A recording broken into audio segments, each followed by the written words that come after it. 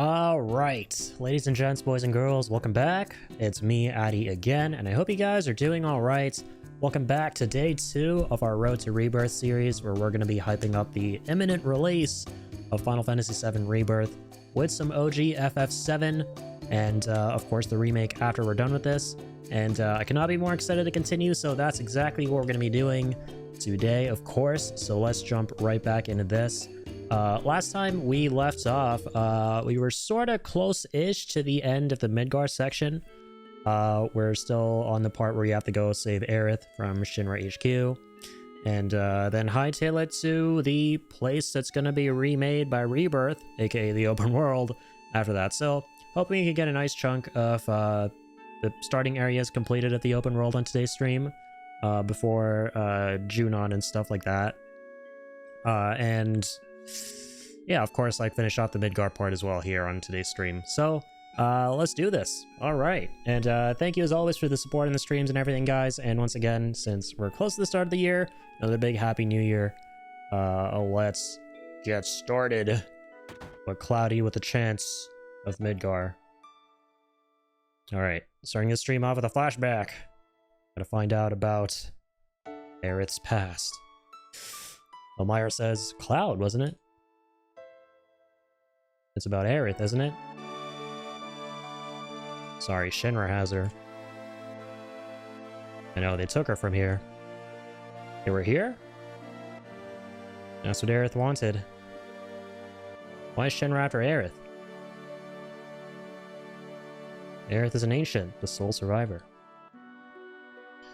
What'd you say? But aren't you her mother? Not a real mother. Must have been 15 years ago.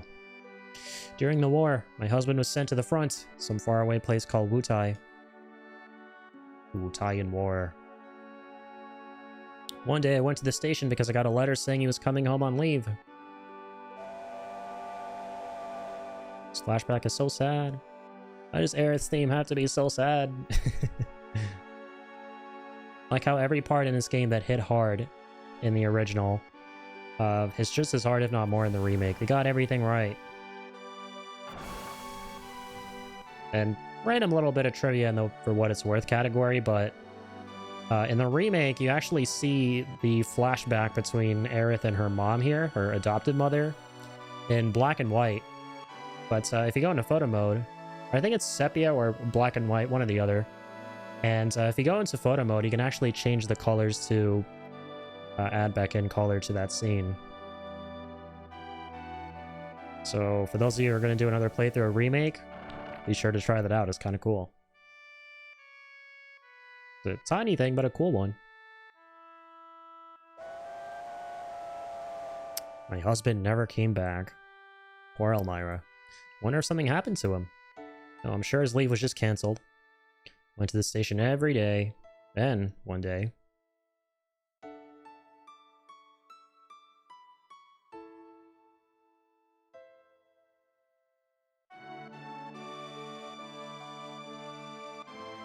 Poor Aerith, and... What's her real mother's name again? Ilfana, I think? Ifalna? It's gonna hit really hard either in Rebirth or the final game, seeing the flashback tapes between Aerith and her real mom. Used to see this sort of thing a lot during the war. Her last words were, "Please take Aerith somewhere safe." My husband never came back. I had no child, I was lonely, so I decided to take her home with me.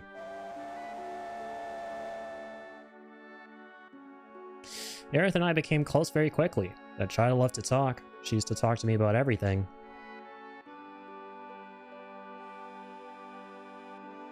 She told me how she escaped from some kind of research lab and that her mother had already returned to the planet, so she wasn't lonely.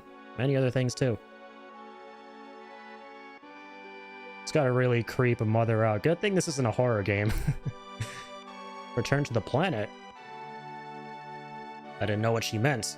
I asked if she meant a star in the sky. But she said it was this planet. She was a mysterious child in many ways.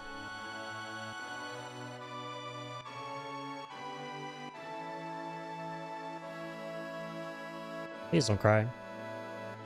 Aerith just blurted that out all of a sudden when I asked her if something happened. Someone dear to you has just died.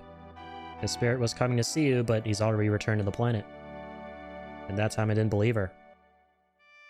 But several days later, we received a notice saying my husband died. That face. And that was it. A lot had happened, but we were happy. Until one day, long-haired Sung came to my house, who apparently feasts on the blood of mortals to retain his age. He never ages. Like, how is Sung not... What's going on here? He looks the exact same as when Aerith is older.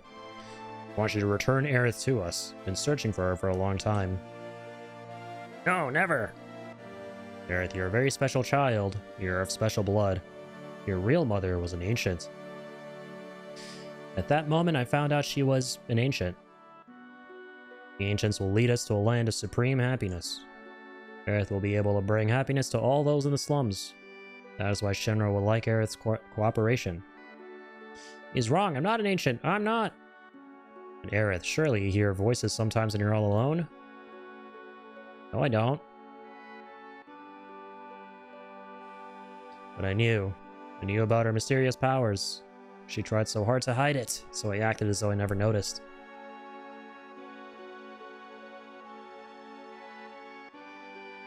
It's amazing how she's avoided Shinra for all these years. Shinra need her, so I guess it wouldn't harm her. But why now? Tifa asking the real questions. She brought a little girl here with her. Sung found them on their way here, so... On their way here, she probably wasn't fast enough to get away. She decided to go to the Shinra in exchange for the little girl's safety.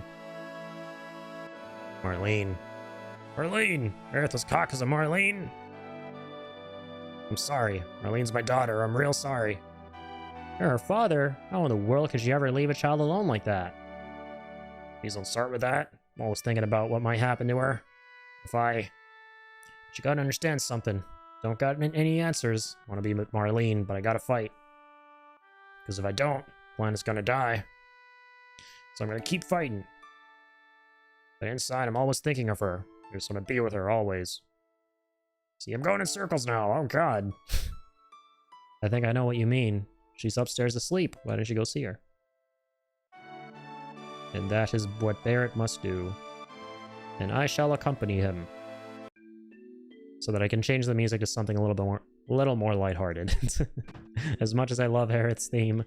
I'm sorry, Aerith, but your theme always tries to make anyone cry. I'm so glad. So glad you're alright. Papa, don't cry. Your whiskers hurt. Whiskers, she calls them. Cloud. You gonna go help Aerith, right? She's done so much for me. If Shinra involved, I ain't staying here. I'm coming too. Guess what? Guess what? Aerith asked me a lot of questions. Like what kind of person Cloud is. I bet she likes you, Cloud. I don't know. I mean, I do know, but I kind of don't know at the same time because I need them affinity points with a person who I'm pretty sure likes me, even if she doesn't. I'd rather sleep at night knowing that she does. Okay, I'm gonna go downstairs.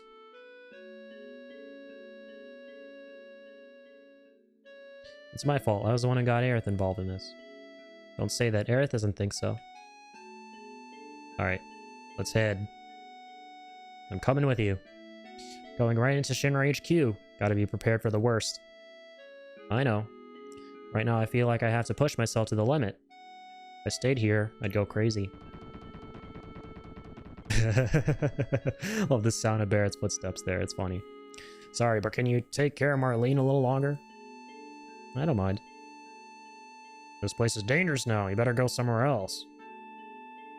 You're right, but promise me that you'll come back here. Don't get yourself killed.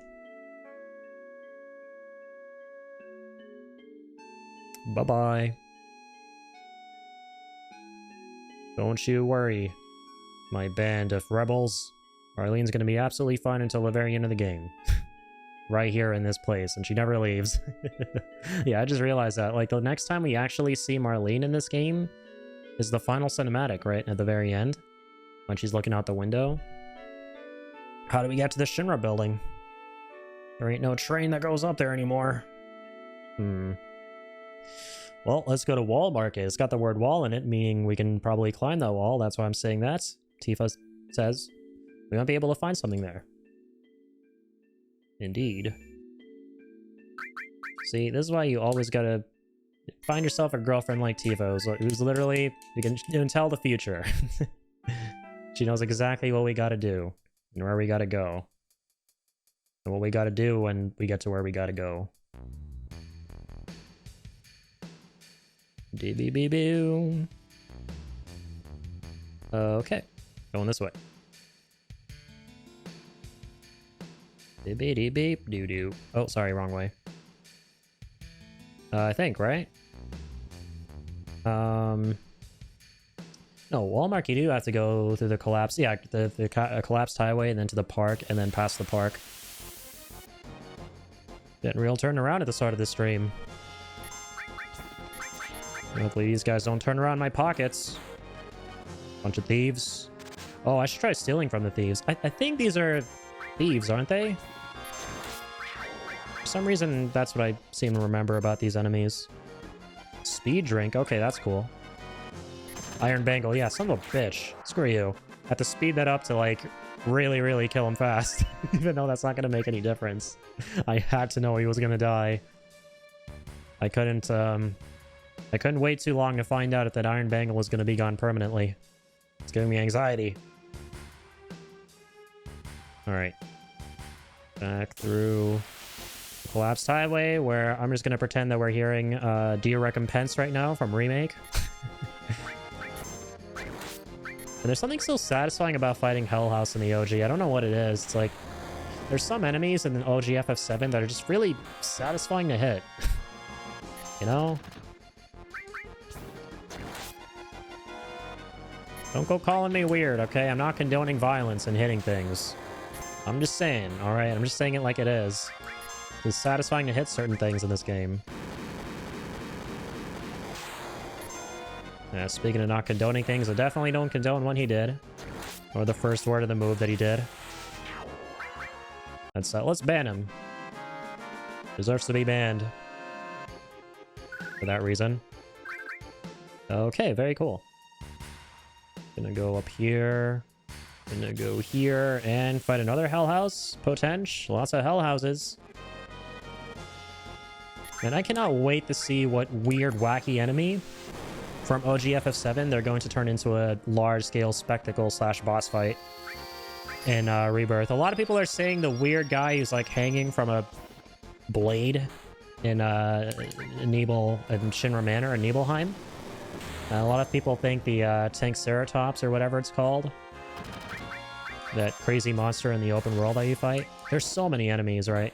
There's really, in my opinion, no wrong answer, because all the enemies that you fight in this game are just really crazy and over the top in some way.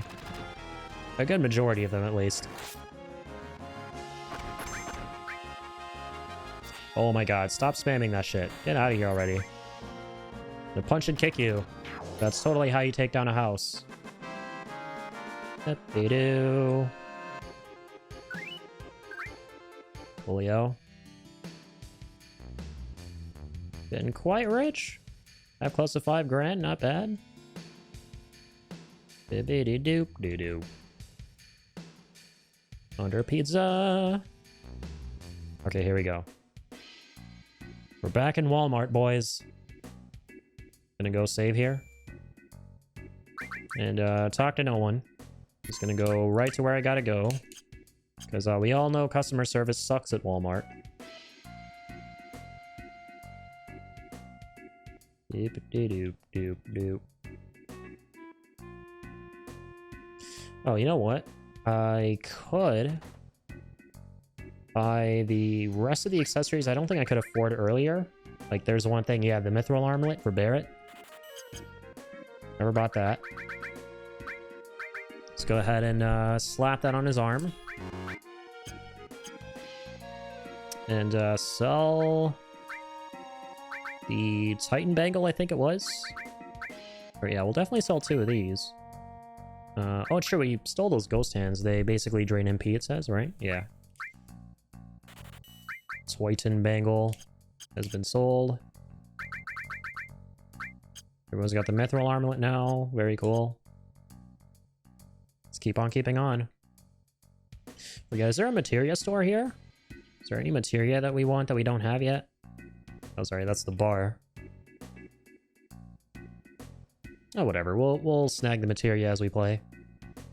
Generally speaking, close to the start of this game, there isn't anything too essential that you have to buy in Midgar.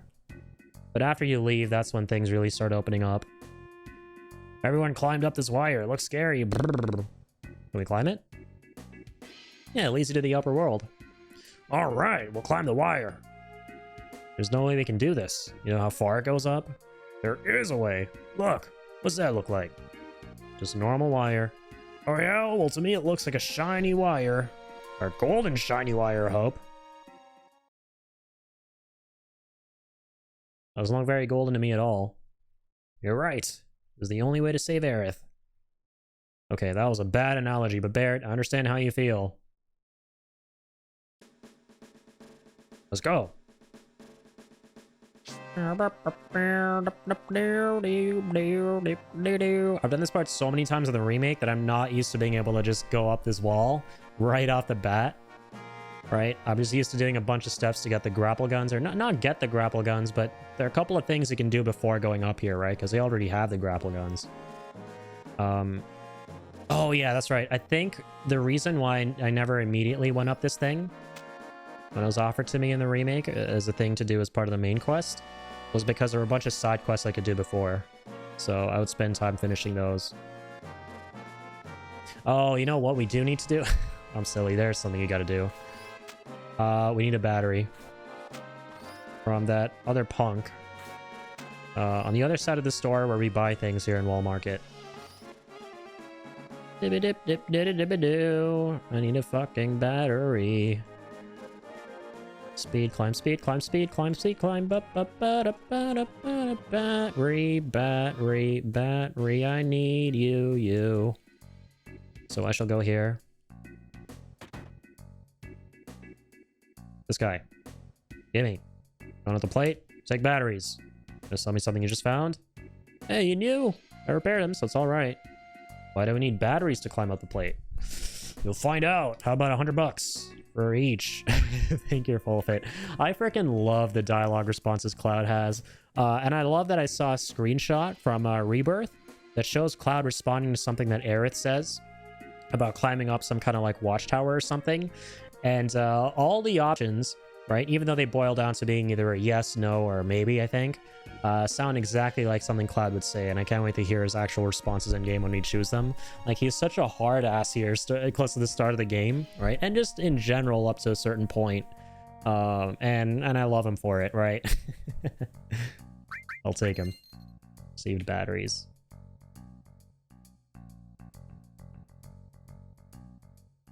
Cloud's just this like huge arrogant prick for like a good majority of 7. But what makes his character so good is that there's a reason for it, right? And you find out without going into spoilers, right? Because here's one thing about my original playthrough of this 4 years ago on stream. I think I approached this game, and a lot of games for that matter early on when I was streaming on Twitch, with the mindset of, oh, you know what? I've played it before, so I don't mind talking about spoilers and stuff.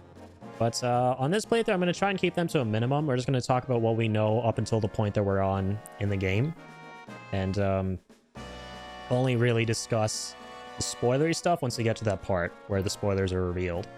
So that's how I'm going to be approaching this. So back to the point, without going into spoilers, Cloud eventually starts to become less of an asshole and more of his true self, right? And I love it. I love the way he sort of like segues into that throughout the game. It's definitely one of the greatest pieces of character development ever in anything that I've ever played or seen in fiction. I think it's one of the reasons that FF7 means so much to a lot of people, right? They're going to put a battery in. The propeller might work, so I shall put a battery in. Badoop. What the heck is happening in my audio? Why is it so crackly? Oh, is it because of the propeller? I think so. Let's speed it up. Let's see it spin faster. How much is that thing gonna spin? Jeez, man. I can imagine playing this on my CRT TV when I was like I was like 7 years old or something, and falling asleep in the middle of the night. Playing this shit, watching that propeller spin.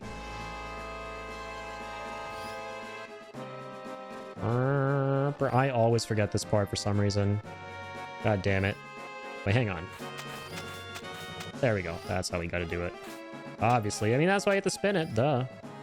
We gotta put another battery up here. I think there's an optional thing we can grab from here too, right? Like, I think there's something... There's somewhere we don't have to go. Oh, this part annoys the hell out of me. Just like the small minigame close to the beginning with Barrett and Tifa, where you gotta, like, press the button at the same time to open the doors at the reactor. Just like how that can be done in either 1 attempt or 15, and there's almost never any in between. This part is exactly like that.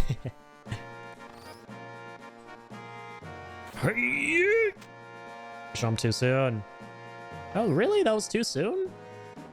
Yeah, you either jump too soon or too late. Yeah, before it comes too close, aka the middle. Oh, sorry. I gotta do it now. Shit. Jump too soon. Mother... Fuck.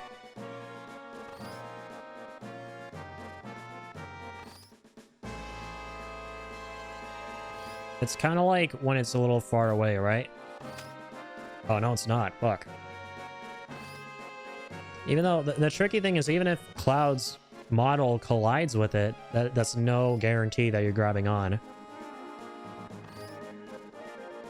If I jump before it comes too close.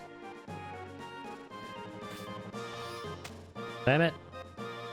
Oh my god. I think on my last playthrough off stream of this game, I got on my first attempt, but this is definitely not one of those runs. Oh, jeez. I keep forgetting where he's gonna latch on. Is it like closer to the top or the bottom? I think it's actually the top, right?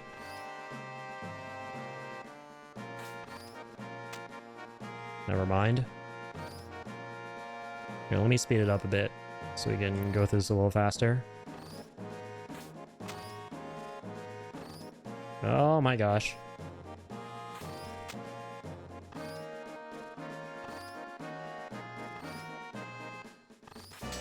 Oh, it's literally when it's extremely close. For some reason, I always remember it being when it's like not extremely close. The timing for getting there, but it's the complete opposite. It's only when it's extremely close to Cloud when you have to jump on there. And I think what throws me off is when he says, oh, I jumped too soon. Meaning I jumped, and somehow my mind goes, that means he jumped when it was too close, even though it's not at all the case. God damn it. Oh yeah, there's another place to put the battery there. I'm trying to remember. I think you can go here and then drop down and then put it in, right? But I think this is the optional area. Where is it? Yeah, it's the optional one for Ether. So wait, there are two places, right? There's either this way, which I don't want to go down that way, because that's before we have to grab onto the swinging thing.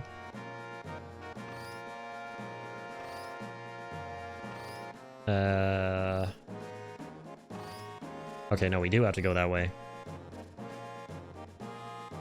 Dibbidi-dibbidi-doo. Hell yeah.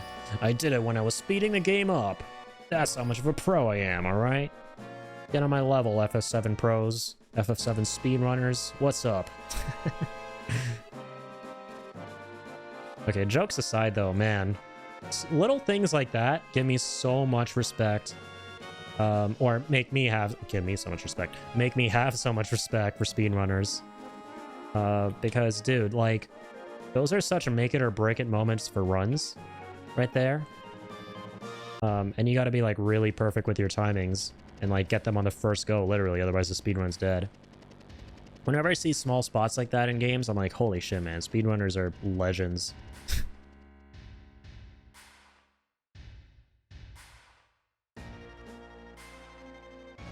Like this tiny part here, because it actually shows you Cloud holding his sword like on the cover art. It's pretty adorable. Alright guys, this is probably my favorite part of the Midgar section. I wonder if other people, like a majority of others, feel the same way. For some reason, I imagine they do. Thinking that Midgar is like the best, like in their opinion, part of, or I'm sorry, the Shinra HQ part is the best portion of the Midgar section. Hey, you ought to know this building well. Not really, now that I think about it. That's the first time I've ever been to the headquarters. Heard about this place before.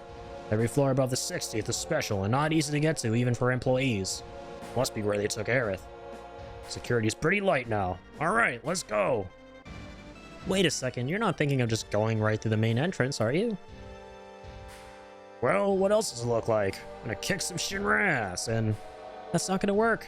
Gotta find another way. Ain't gonna be no other way. You keep wasting time like this, Aerith.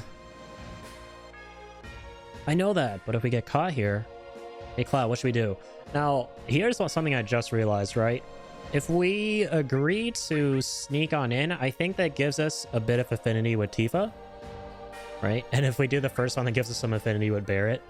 But regardless, right, even though I obviously want to date Tifa on this playthrough, I always do. That's just the way it is, right? Like we established last time. I kind of want to bust in because every playthrough I do, I think with the exception of one that I've done in the past, we have snuck on in while climbing up the stairs. We've always taken the stairs, which has been excruciating in a comical way. So I just want to spice things up. Let's bust on in. That's more like it. Come on. Don't worry, Barret. This time you and I are on the same wavelength. Despite me always wanting to be on the same wavelength as my biggest crush of all time. Doesn't look like I'll be raising her up today. Excuse me, if you don't have an appointment, you'll have to... I don't need no appointment. It's an emergency. And anyone who don't want to get their feet bashed in better get out of the way. Yeah. Who do you think they are? Stop them! Avalanche! Come on, policemans! Let's go kick some ass! With their little batons and pea shooters. Good thing Cloud never had to use those. What losers, am I right? Okay. Oh, not okay. Jesus. This guy's hit hard. I'm gonna hit him even harder. Oh. That was some perfect commentary there. That was some great timing when that critical happened. Ooh, big miss. Big shots. Big victory dances. And big stretches. Thank you for your service, Tifa. Alright, I'm gonna take some grenades and some money. Let's get to the top.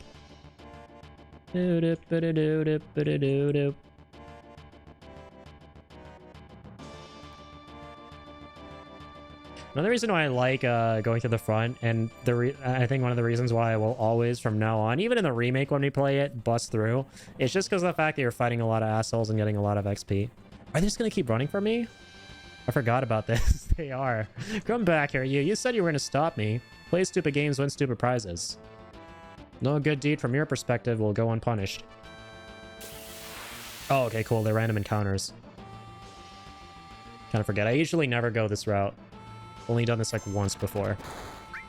The only reason to go the other route is I like that there's sort of a trade-off in a way. Like the only reason to go the other route over this one is if you just want some goofy comical character interactions and pieces of dialogue. And for this one, it's clearly like the fact that you're fighting enemies, getting gil, getting some XP. Right? Do do do do da ba ba ba. I must heal my party or we're gonna die, bitch. Okay. We could go... Wait, can we actually take the stairs right now? Is that a thing we can do? Or do we have to take the elevator? Oh. This just takes us up one floor. There's a Hardy Daytona. I got a little Hardy Daytona myself in the background. Hey, look at that. Making a little cameo appearance in game. This Hardy Daytona is definitely based off the one I have in real life, not the other way around.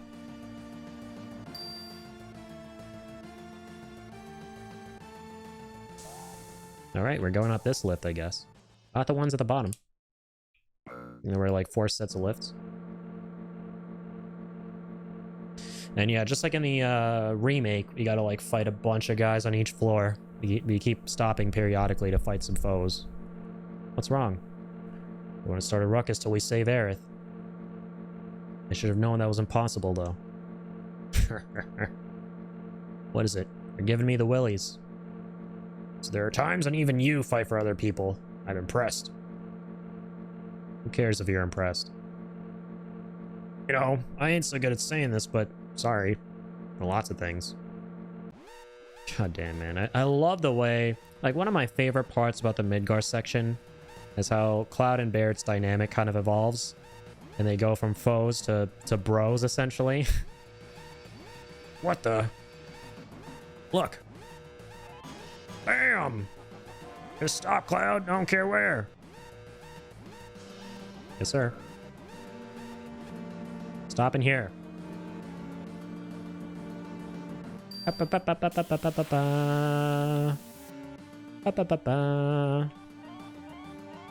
Ooh, that's a big boy.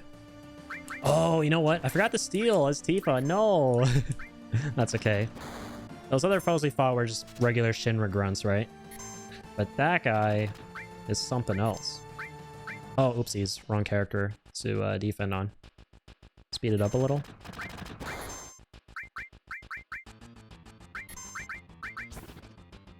Let's see what we get. Tranquilizer, cool. I like how I said that with so much certainty that we were going to steal that attempt, and we did. Ow. Curse you. Nice. 2 years. All right, let's go, honey. Kick his ass.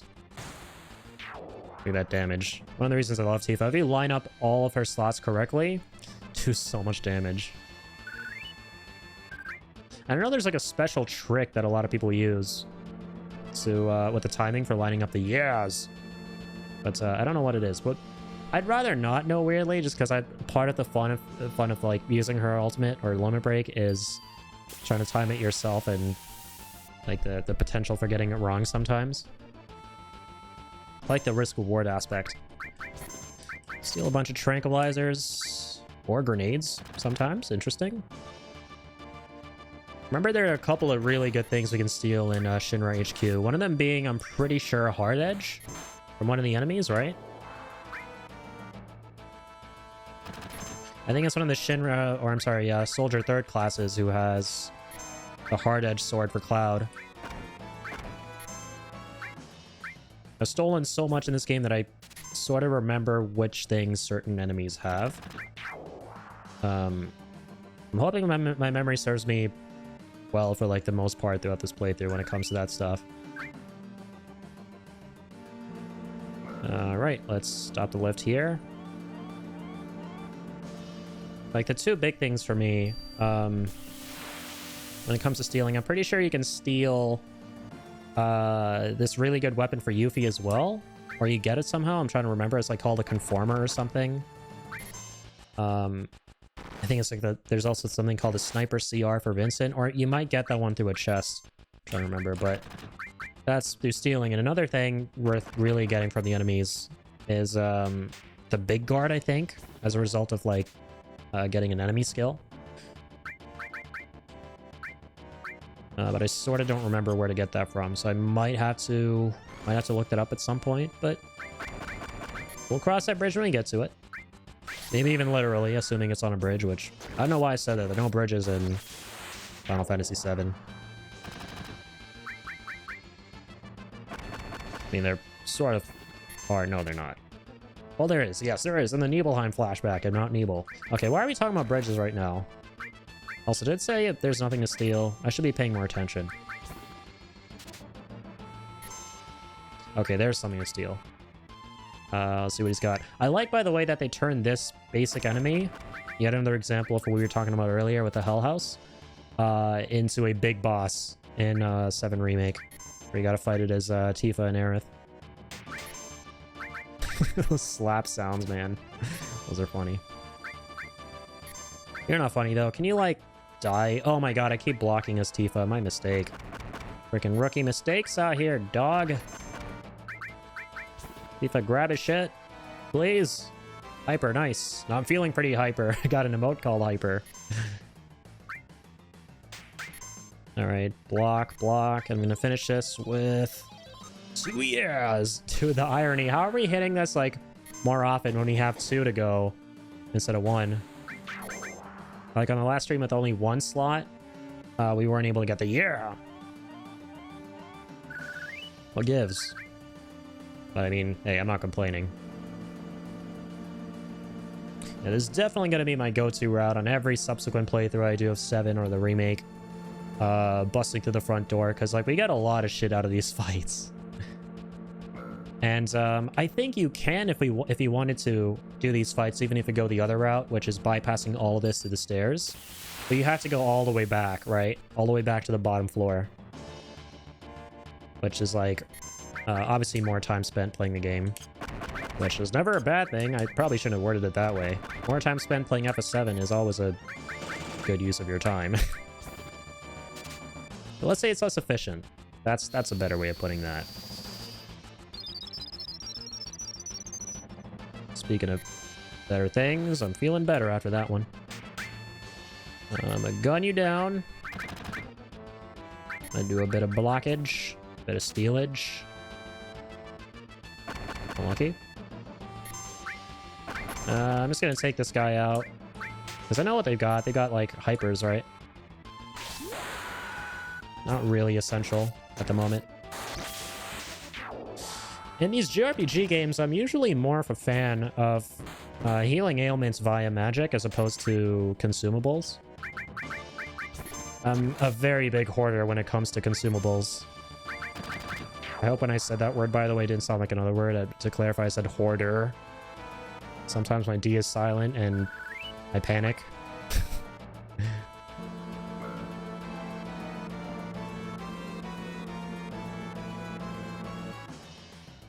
Ingenious, what's up, man? Thank you for dropping in. How's it going, Ian? Might need the consumables later. That is very true. The funny thing is, whenever I get consumables, though, I just never end up using them. I'm like, I'm gonna save them later for, like, the perfect occasion, for the perfect situation, where I'm down to my last breath against the toughest mother flipper of all time, and then I just never end up using them, even if I'm in that situation. I'm such a dirty hoarder. Emphasis on the D. Such a dirty hoarder when it comes to consumables. Oh yeah, more people to fight. Gimme, gimme, gimme. I need the XP. Right, nice. 3 of these guys. I think they had some cool stuff last time, right? I'm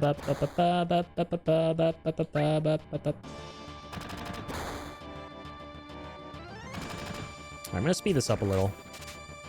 Tranquilizer, nice. Genuinely, though, I do remember tranquilizers being pretty good. Okay, so maybe I'm not as big of a hoarder as I thought in Final Fantasy VII. There are some items I definitely use. Let's steal from that guy if we can. Tifa is on steal duty. She is a thief. A grenade, cool. Well, not really. I never use grenades. Alright, let's just finish these guys. Alright, watch this.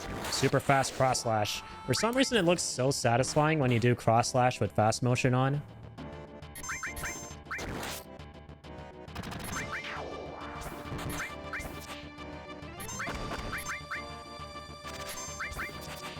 Oh my god, these hits, though. I'm missing so many of them. Good thing I had that sped up. Can you imagine missing all those hits in normal pace? What's this? Keycard 60. Alright, folks. Good things are happening. Gonna heal up. Can we... Oh, go all the way up, please? We can. Are we on 59 right now? Yeah, 59 is what we're on right now, right? Oh, Cloud's Limbrick isn't the only one I recognize from FF14. Big Shot is what range DPS use. Oh, really? Is Barrett's ultimate in FF14? That's cool. Love all the connections between games. Yeah, same here, man. And what I love right now is the fact that I've never played FF14. And you played FF14, right? You're big time into that game. But you never played, I'm assuming you never played FF7, right? But I played a whole bunch of FF7, and like certain elements from both games are like in both of these games here, and we can kind of like talk about them and find out stuff about each other's respective games. That's super cool to me. But yeah, the neat thing I keep hearing about FF14 is like how much it incorporates from the other Final Fantasy games as Easter eggs. And sometimes even players, I'm pretty sure, come up with their own Easter eggs, right? Like I was watching, I think a long time ago, Maximilian dude streaming some FF14. And I think he was in like a lobby or something. Like I don't really understand how the game works since I've never played it. And in that lobby, it looked like this one player or a couple of players had a bunch of these instruments and they were all playing, what theme was it from Final Fantasy VII? I think it was, oh yeah, the Wall Market theme that we were hearing for the most part yesterday. And I was like, that's so cool. The fact that like players are, I think they were like hitting keys on a keyboard or something. I don't remember exactly, but they were coming up with their own Easter eggs in the lobby. And I was like, that's pretty freaking sick. I wish so badly FF14 had more of a single player mode so you could give it a whirl. I think you'd really like it. I have thought about playing it in the past, specifically because I've heard a lot of really good things about the expansions, even from players who aren't super into MMOs. So I might actually give it a shot. Because, yeah, my favorite aspect of Final Fantasy games is the story, right? I don't know. Yeah, definitely the story, 100%. I mean, that's why Final Fantasy VII is my favorite game ever. So, based on all the good things I've been hearing about FF14's expansions and the narratives and stuff like that, I've definitely thought about giving it a whirl in the past. So, yeah, definitely never say never for that. Oh yeah, Spar's got a play instrument action, and you can even hook up piano keyboards. That's probably what it was, yeah. I remember like watching a bit of the stream, and I was just enamored with the fact that players were just playing a whole bunch of tunes from FF7. I was like, that's so cool. And they're doing a pretty good job too. The story is really strong. It's very 16 vibes because of Yoshi P. Right, that's correct. Yoshi P and I think it was a Creative Business Unit 3 that are who worked on Final Fantasy 14. That's awesome, yeah. Yeah, I heard that like the reason why a lot of the elements of Final Fantasy 16 felt very MMO-y, like some of the side quests and stuff like that, was because of like the influence of FF14's design and how they approached MMOs with that. This is the real thing. Don't let your guard down. I'm not letting my guard down. I'm gonna keep my guard up. Hope Aerith is alright. Same here.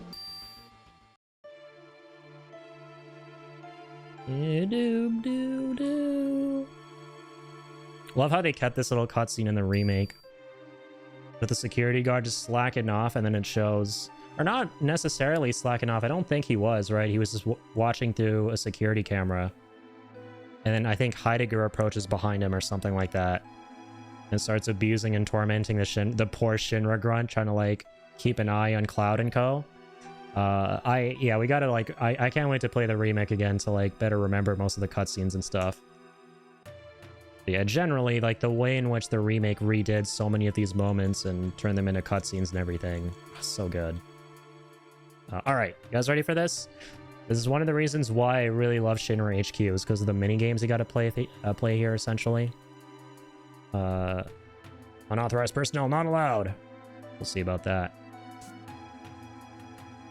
All these tiny little mini games of having to stealth through and complete each puzzle on each floor of the Shinra HQ. For some reason, never gets old. Look at all them guards running around. Cloud, you go on ahead and signal us when it's safe to move. Will do, Chief. I'm gonna go here. For Metal Gear in this. Metal Gear Fantasy. The Phantom Cloud. Actually sounds kind of cool. Wait for the soldier's turn, then press A to signal the others. Barret, get over here.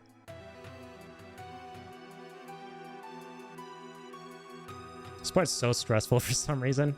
Oh, Barret, come on. Let's go. Nice. Come on, Barret. Nice, Sue. It gets harder closer to the end. Can't remember if there's even a reward for doing this. I think I'm pretty sure it's more worth it to just fight the troops for the gil and XP and you don't actually get any reward for stealthing past her. Maybe you do. We'll see, we'll see. I can never remember the rewards for the mini games in FF7. Oh yeah, they get faster now.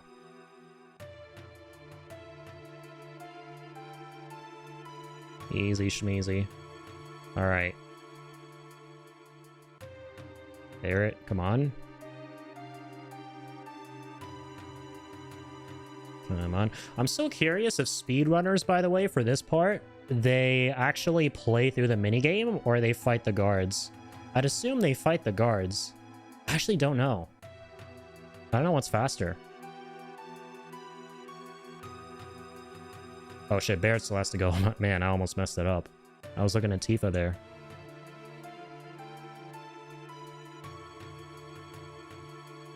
Easy. For some reason, I remember that second part being a lot harder. Alright, we gonna rock. Remember, we're here to save Aerith. Hell, I know that. Wait, where's my reward? Oh, there is no reward. Damn it. Oh, wait, maybe there is. Oh, no, for some reason, I'm still holding on to hope. What's keeping her? Did she forget her keycard? Even employees can access floors above the 60th without a keycard. Sure, I think it's this guy who gives us a keycard, or this guy. So here's the thing, I've never played Final Fantasy VIII, and I can't wait to. I'm actually thinking of playing through every mainline Final Fantasy I never played through this year. Like, I want to dedicate... The nice thing about 2024, you guys, is that besides Final Fantasy VII Rebirth, from what I know, there isn't a lot coming out that is actually anything I'm really excited for, meaning I have a lot of breathing room to play through a bunch of games that have been on my backlog. And we started our playthrough of Final Fantasies 1 through 6 a couple months ago. And I'm thinking that after we're done playing FF7 Rebirth, the Final Fantasies don't have to be final. And we're going to be going back to playing FFs 1 through 6 and finishing those off finally. And after that, we're going to still continue the non-finality of Final Fantasy games. There will never be any finality, clearly. And we're going to be playing FF8. And that's going to be fun to play through. But I kind of digress. I've never played FF8, but this area, like, I've seen a lot of like gameplay of it. This area reminds me a lot of one area of that game. I think it's like the Balam Gardens or something it's called. It's like this giant place with a like atrium and like a academy with a huge tree in the center. Always gotten FF8 vibes from this. Can't wait to play that, by the way, because it's the most divisive Final Fantasy ever. And I really am curious what my thoughts on it are going to be. Anywho's. The guy, I think, down here gives us the card. I don't remember seeing your face before. You new here? Say, you're cute. Let me teach you some things. Stuff and things?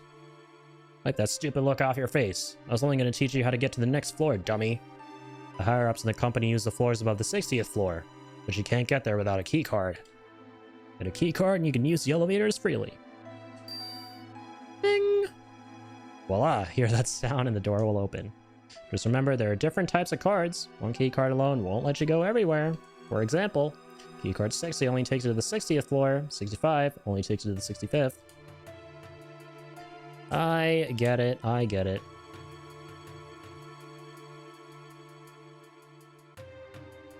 Oh man, this is my favorite puzzle in all of Shinra HQ. The one that has to do with the books in each library. And like trying to figure out the right combination of letters or something like that and telling the mayor or something. Or the head librarian, whatever his position is, and getting something in return.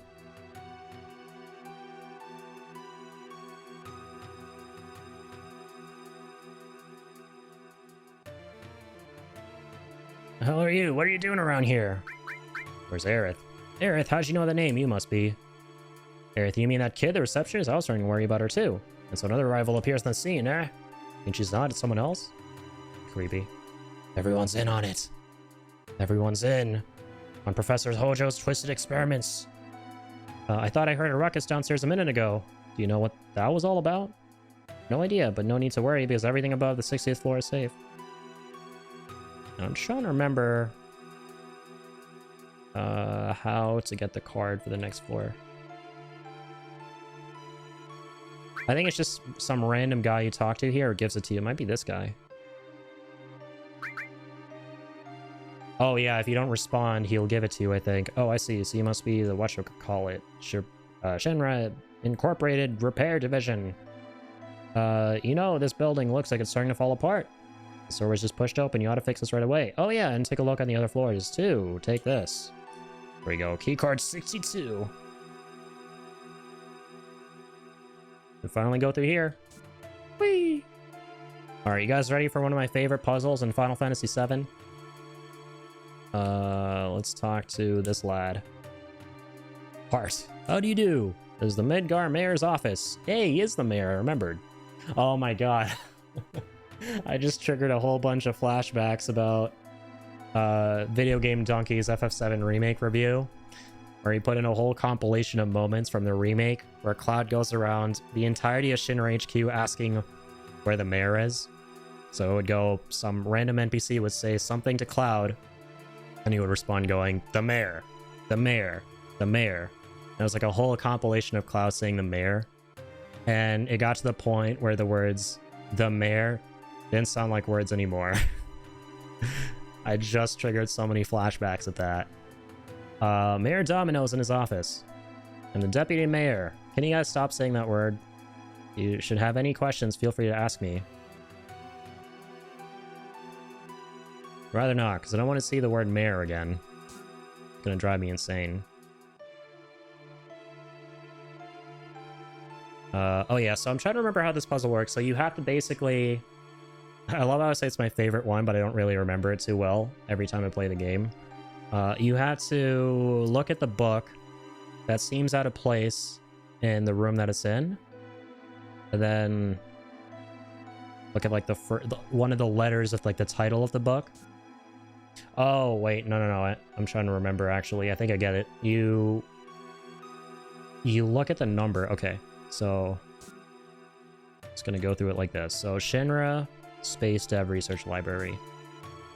So anything that's not related to space research is going to be the book that we're looking for. So that's not it. I think there are like 3 books you can interact with per shelf.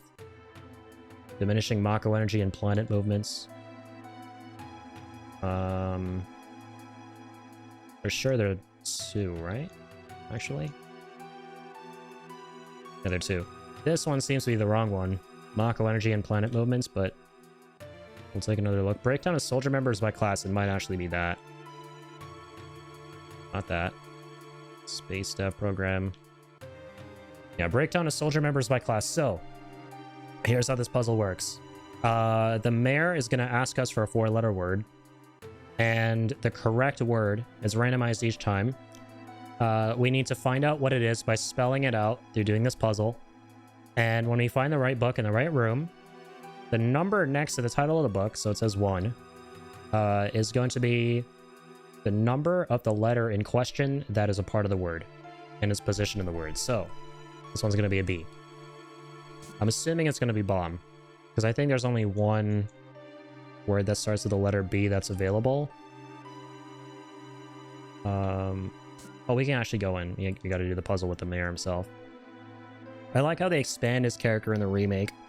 Who might you be? You all must be those... Ahem. Oh, me? I'm Domino, the mayor of Midgar. Actually, I'm mayor in name only. The city and everything in it is really run by Shinra.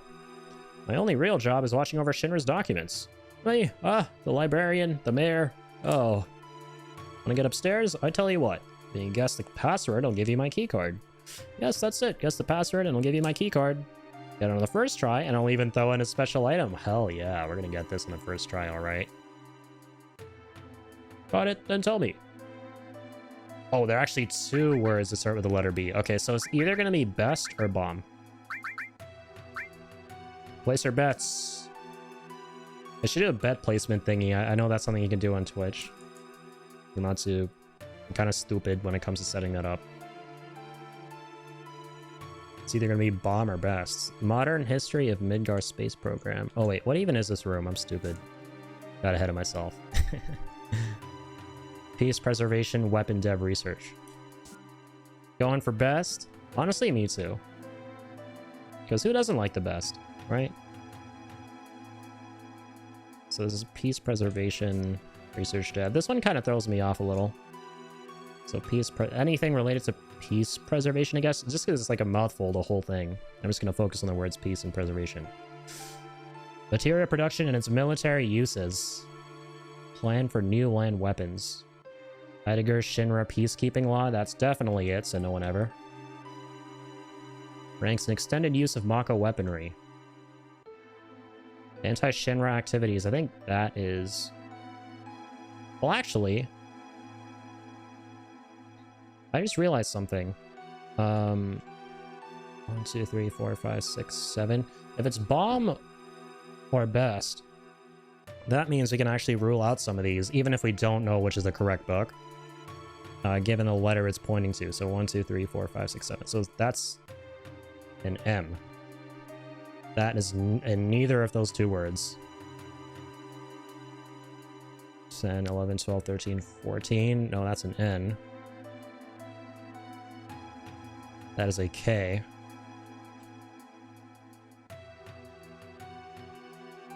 That is an O. Wait a minute. Bomb or... Wait, 1, 2, 3, 4, 5, 6, 7, 8, 9, 10. Okay. It's probably this. Material production and its military uses. That is an O as a 10th letter, meaning it's probably bomb. It's shaping up to be bomb, but let's confirm. Wait, weapon dev research library. I forgot those parts of it. No, wait a minute. Military uses is underneath weapon development. Okay, I'm gonna come back to this one. It's kind of throwing me for a loop. Shinra Urban Dev Research Library. Scientific Research Library. Let's go for science. Science, bitch. The Genova Project. This one's gonna be a little bit easier to differentiate the wrong book. Experimental animals, nope. Dr. Gast, nope. Reactor construction charts. Oh, wait, there's a third one. What the? Interesting. No, sorry, there were only two. Dr. Gast, Ancients and History. This one seems to be the wrong one. Genova Project is extremely sciencey. Definitely this. 7, 8, 9, 10, 11, 12, 13, 14. What the? That's an H. That is an H. That is in neither bomb nor best. Unless bomb or best are the wrong ones. No.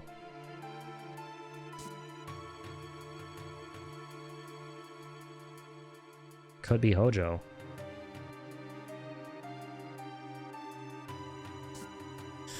Urban Dev Research Library. Come on.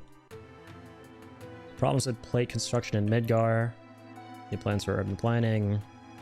Midgar city map. Biological characteristics of the ancients. That is big wrong.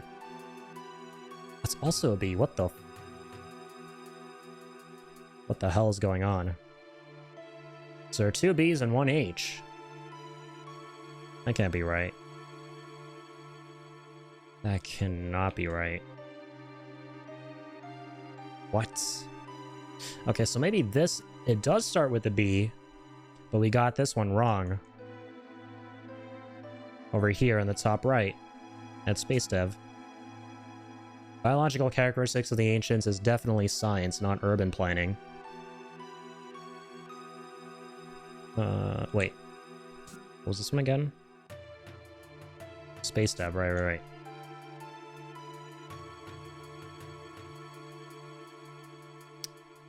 It says planet movements. It says the word planet, so that's kind of throwing me off a little. But something tells me it might be this, actually. 9, 10, 11, 12, 13, 14, 15. Okay, so 15 is an O, so it could be bomb. 5, 7, 9. But it could... This is the other one that we thought was the right one. Break down as soldier members by class? That has to be the right one. How... Oh, I'm stupid.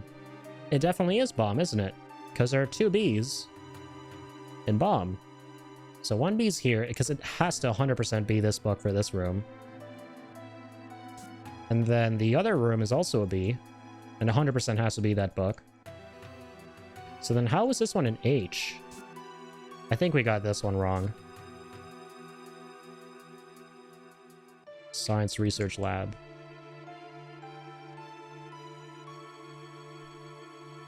Shinova Project. Let's see if an O or an M is here and makes sense. An O or an M.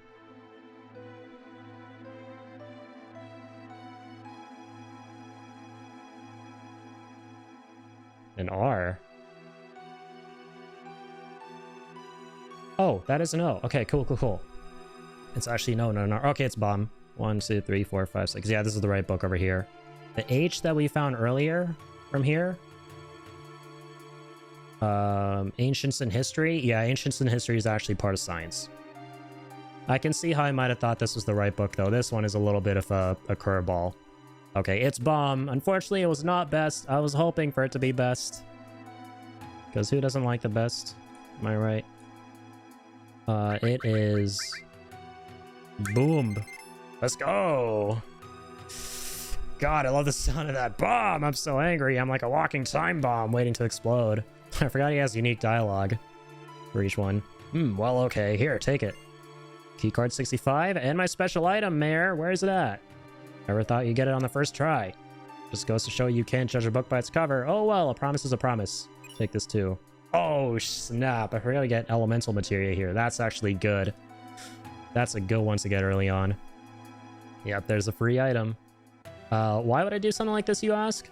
Revenge, of course. Sherman's been torturing me forever. I was gonna say, but I don't want to like get too spoilery. In the remake, he's illustrated as a guy who's actually working against Shinra secretly. But I keep forgetting that in the original, he kind of alludes to that as well. That's cool. They make this a much bigger deal in the remake, because obviously they give him more characterization. But it's cool how, like, he's kind of like this too in the original. Shinra's been torturing you forever. That's why I was a little rough on you all just now. Now go up there and really make them suffer. This ought to teach them. Yeah. Dude, this library is such a nice vibe, by the way, in the remake. Especially the music, it's so relaxing. In the OG, you just have to listen to, like, the haunting, evil corporate Shinra music the whole time. Which, hey, there's nothing wrong with that. This game has a banger of a soundtrack. Okay, this one's a slightly funky one. We gotta open the doors. We only have, like, 3 doors we can open. And we gotta open them in the right sequence if we want to get all the items. So... Oh wait, hang on. How do we start interfacing with the doors? Oh, from here. True, true, true. Verifying key card. Beep, beep. Level B employee verified. You are permitted to open doors on this floor up to 3 times. If you receive an item coupon, remember to exchange it for an item. Warning, do not enter the air conditioning ducts. They are very dangerous. I'm totally gonna enter them since you told me not to. That's how that works. But before I do, let me tell you. Hang on. There's a small, tiny aspect of this I forgot. So can we... Oh, yeah, I see. So you can enter the ducts through here. This is only an exit point from when you enter the ducts on the other side of this room. So we could open this guy. Go there. Go down. Hang on. Before I do this, I'm gonna go hit up a quick save. In case we gotta, like, restart if we mess it up. What's that? Am I crazy? I thought there was a save slot here. I guess not. What the heck? My whole life has been a lie. I keep confusing this room with, like, one that's slightly higher up. Alright, well... Guess we're not saving. Only got 1 shot at this. Could go here. Open the one at the bottom left. Go through the duct. I think we get more attempts though. Something tells me we're not screwed if we get all the ones wrong on the first go. Yeah, let's go from up here first. Let's go 1, 2. Ooh, there's a door at the bottom left. Right, that's okay. Let's go there. Let's grab B coupon. Climb in, look around. Let's fast crawl. I like how the fast forward feature is essentially like a sprint button, right? In certain circumstances in this game. Oh wait, come on. Oh, you know what, actually? Yeah, let's go this way. And open the other duct before we go back to the beginning. It's got A coupon, B coupon, and the only one we're missing is C over there. Fairly certain we can reset this, and we probably should. I think I know exactly how to do this, actually. I know what mistake I made. I should have opened the bottom left door instead of the one near the B coupon at the start.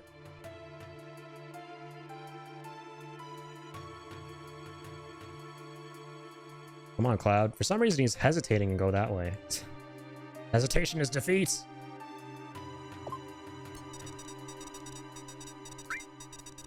Yeah, I want to start again from the beginning. Thank you. Let's clear all of them. Okay, so let's do the same thing. Actually, no. Let's not do the same thing.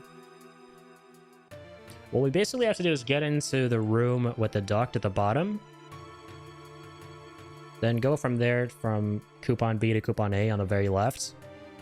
And then open one final door after coming through A to get to the one in the middle, which is B. Yeah, so the best way to do that, if we want to do this by only opening 2 doors at the start. Let me sprint. Okay, definitely not from here. Definitely not from here either.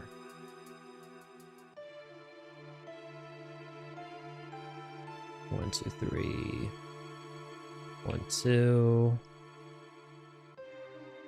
1, 2, 3. You have it. Seemingly you have to open 3 doors at the beginning.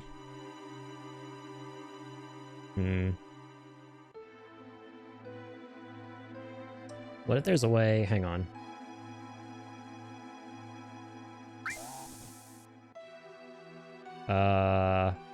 One, 2. Nope, that's not the right way. Ooh, it's like a really easy route here that I'm not seeing. I remember this not taking super long for me on previous runs. It's like one of those things where it looks really confusing at first, but once you see it, you're like, oh, I mean, that was so easy in hindsight. Start from up here again. Oh, I see it. I see it, lads. GG's. Go here. We have to actually start at A. Start at A, and then you go all the way over here to C. And then we can open a 3rd door. Dibbity dibbity doo. B coupon. And last but not least, C coupon. Lovely.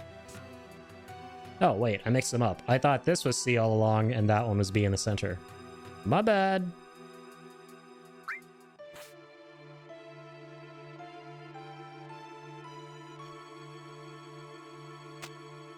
All right, we out of here. Also, I just remembered we have not equipped the elemental materia. I'm thinking of who to give it to. Really, there's no wrong answer here for now. Actually, wait, there kind of is. Given our loadout, which you can always change. But, I'm not going to. Let's give it to Barrett. Yeah, coolio. So now he's gonna shoot lightning bullets, essentially. That's what's gonna happen. Coupon change. You can exchange your coupons for items. Here are the items you can have. A coupon, star pendant. B coupon, 4 slots. C coupon, all materia. Oh, I forgot you have to choose here. What does star pendant and 4 slots do again? I think 4 slots is literally what it says on the tin. It's an armband that gives you 4 materia slots, I think. FF7, 4 slots. Oh, some crisis core as well. That's why it sounds overly familiar. Oh, I don't want the Final Fantasy VII page on the wiki. I want the 4 slots thing. Oh no. It redirected me to the wiki page for the full game. It's an armlet with 4 materia slots. Yeah, literally. Okay. And it gives you normal materia growth. Okay, so nah, not worth it. Star pendant. Yeah, that's the other one. That is the accessory, I'm assuming. Final Fantasy VII.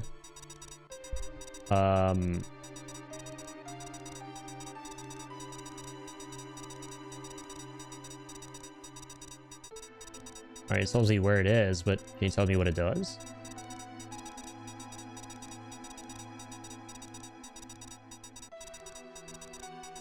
Oh, protects you against poison. Alright, these are definitely, these first two, not worth it right now. The third one, absolutely worth it. Not only is it a really good materia,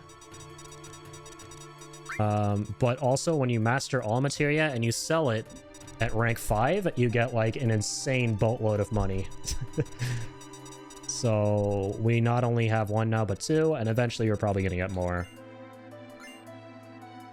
Wait. Did I get all of them? Oh, am I silly?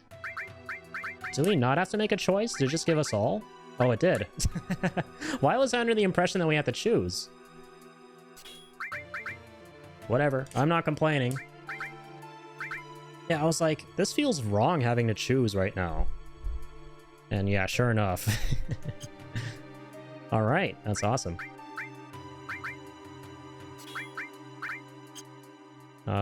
Thinking of who to give all to. We do, yeah, we do have 1 slot for young Barrett, who has ice. Let's give him all plus ice, lightning, and elemental, sure. Currently, no one really needs to have 4 slots on. We'll definitely consider it when we get more materia. Alright, good stuff. Acing the puzzles. I think the next one's the easiest. You just have to, like, slot in the missing piece of Midgar. And it's, like, huge model of Midgar, this huge Lego model. I'm pretty sure there are, like, random encounters here, aren't there?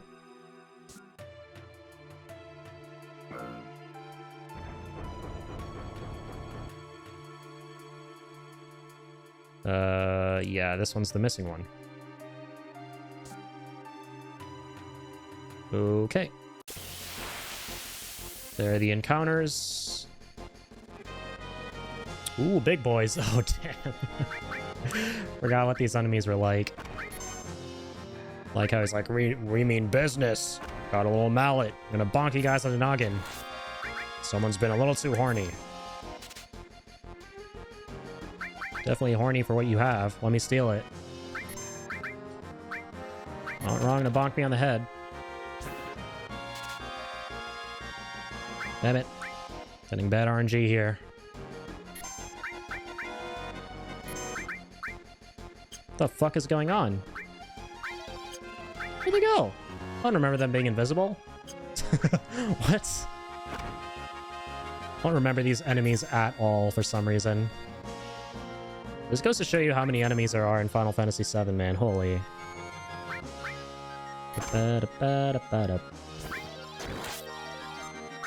Okay, slightly unlucky and lucky. Ba-ba-ba-boom! Ba-boom! Dang, this man's still... never mind. Gonna block here and try and get another steal off. Oh, he's the guy we already stole from. We only attack ourselves while he's invisible. That was getting too weird for me, man. Getting the hell out of that fight. Right, these are going to be locked chests. Locked. Midgar parts, easy peasy. Is there anything else? Or are we kind of done here? I think we're done, right?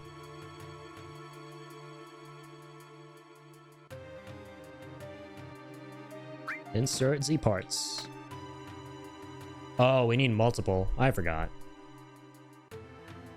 Actually, 5 cracks. Yeah, so all the chests can open, but they open every time you put in a new part. A random one opens. That's how that works.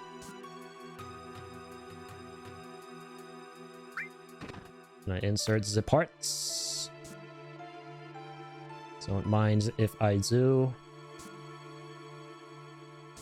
That one's locked. Let's sprint up here. Let's kick his ass.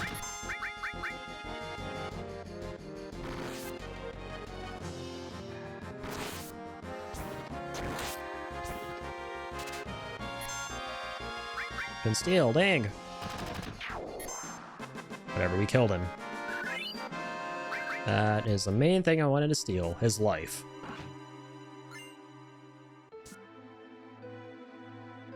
Okay, gonna sprint back down here. I'll just fast forward this part. We know what we're doing. Or rather, you guys know what I'm doing, so I'll just fast forward. Looks like something opened up. This one? Indeed, it's that one. I'll put that one in. Another one opened up. Dibbity-dibbity-doo. More Midgar parts. Lovely. No random encounters, surprisingly. Pretty low encounter rate in this area. True. Encounter in 3, 2, 1, I knew it.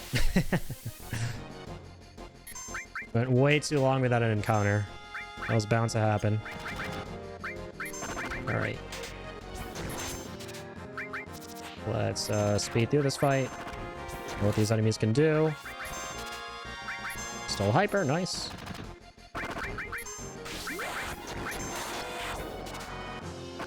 Stole another hyper. Very cool. Even cooler. Yeah, I think the way I'm going to approach fast forwarding generally on this playthrough is if I've basically shown enough of an area in the game, if I play through enough of an area to where the things we're doing are becoming a little repetitive, like we're fighting the same enemies, and there isn't really anything too new going on, then I'll start fast forwarding. But if we're fighting new enemies that I haven't really shown yet on stream, or if, you know, we're in some new area that we haven't really explored a whole lot of, then I'll play without the fast forward.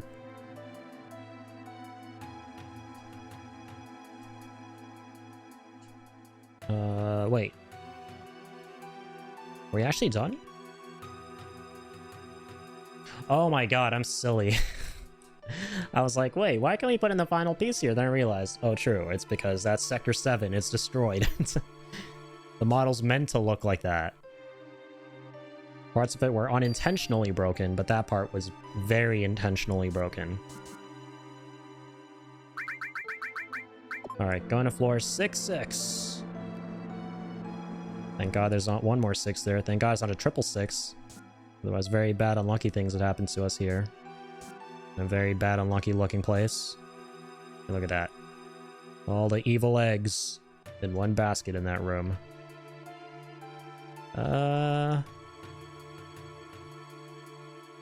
Where is the little boy's room? I will climb up. For reasons.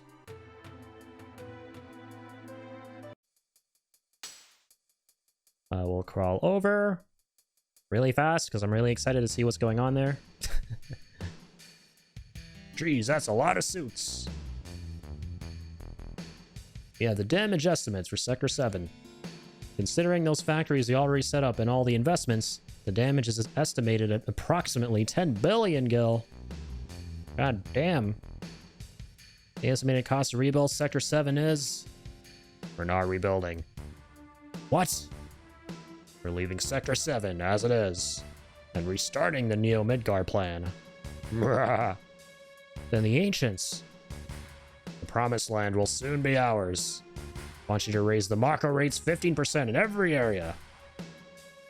Rate hike, rate hike. Fucking love Palmer. Tra-la-la, and please include our space program in the budget. Reeve and Scarlet will divide the extra income from the rate increase. Oh, man. Man, that's like the biggest hard-on for money. Sir, if you raise the rates, the people will lose confidence. It'll be alright. The ignorant citizens won't lose confidence. They'll trust Shinra even more. After all, we're the ones who saved Sector 7 from Avalanche. That dirty bitch.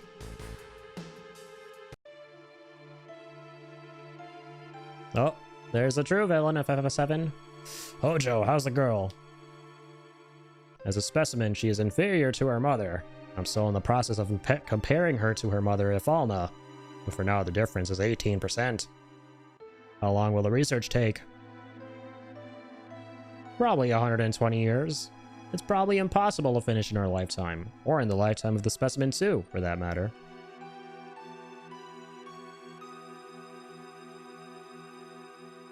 That's why we're thinking of breeding her. Then we could create one that could withstand our research for a long time. What about the Promised Land? Won't it hinder our plans? That's what I need to plan. The mother is strong and it has her weakness.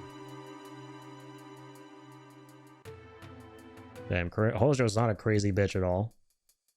That concludes our meeting.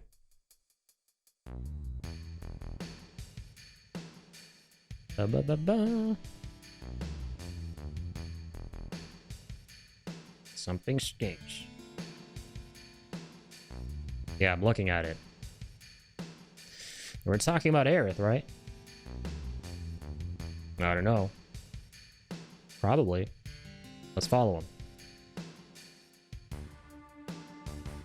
Oopsies. Yeah, I like how they got rid of that implication in the remake of how Hodo essentially wanted Aerith to smash Red 13. That's pretty much what he was implying right there. If they were trying to make someone seem like the creepiest son of a bitch of all time, they pretty much excelled with flying colors.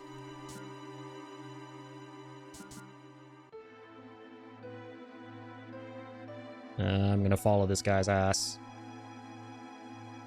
Gotta check his damn hard drive. Hojo, huh?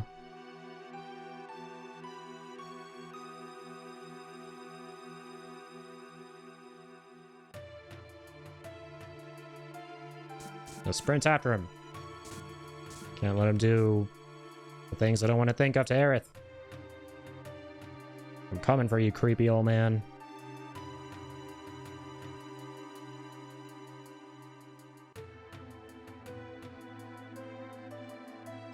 I remember him. That Hojo guy, he's in charge of the Shinra Science Department. Wow, don't you know him? It was the first time I've ever actually seen him, so that's what he looks like. Yep, that is indeed what he looks like, Cloud. He definitely looks like something. He definitely looks. That's the jail cell up there.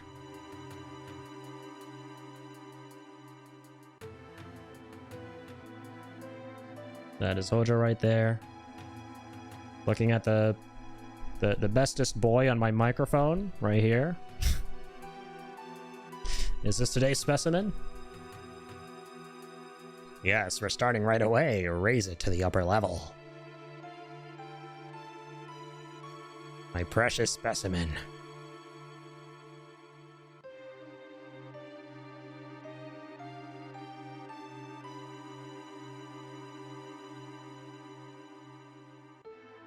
Good. The less we see that scumbag, the better. And the less we see, the more we see doggos, the better.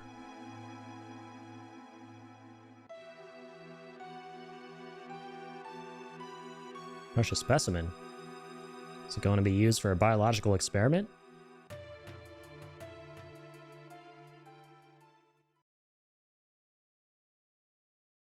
One of the spookiest parts in the OG. Genova.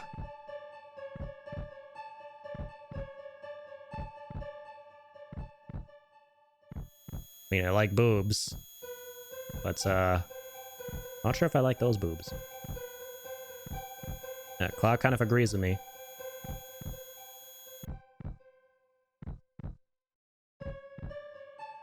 Genova, Sephiroth's, so they brought it here. Cloud, be strong. Did you see it? See what? It's moving. Still alive?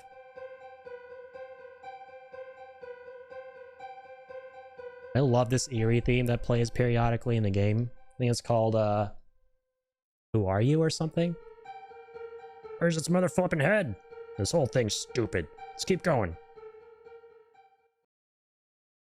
How about Cloud looks at it and gets, like, severe PTSD trauma flashbacks? And Barrett looks at it and is like, what the fuck is that thing? That spooky doopy Halloween looking mofo. Let's keep moving. Poor Red. Don't you worry, Red, I'm coming for you. Ooh. I had a feeling you were gonna get poison from that chest. So I remember that. Let's give that to Tifa, because why not? Save the game here. Alright. Heading on up. What's up, Professor Hobo? Aerith! Aerith? Oh, is that her name? What do you want? We're taking Aerith back. Outsiders. Should have noticed it earlier, you. There's so many frivolous things in this world. Are you going to kill me? I think you should. Or I don't think you should. I wish you said I think you should. The equipment here is extremely delicate. Without me, who could operate it, Yeah, that's right. I recommend you think things out logically before you make any rash moves. Now bring in the specimen. This part is trippy AF in the remake because Hojo drops a bombshell on Cloud, which is very, very, in a certain sense, spoilery.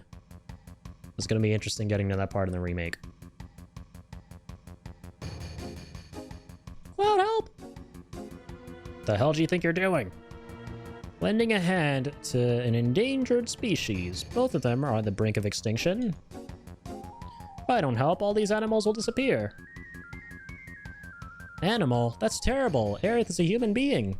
You tell him, Tifa. You're gonna pay. There, can't you do anything?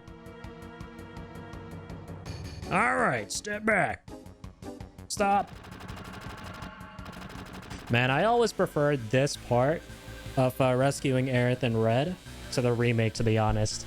It's so much more badass. What are you? Oh, my precious specimens. So satisfying seeing Red 13 mauling his ass here. It's like the coolest intro to him.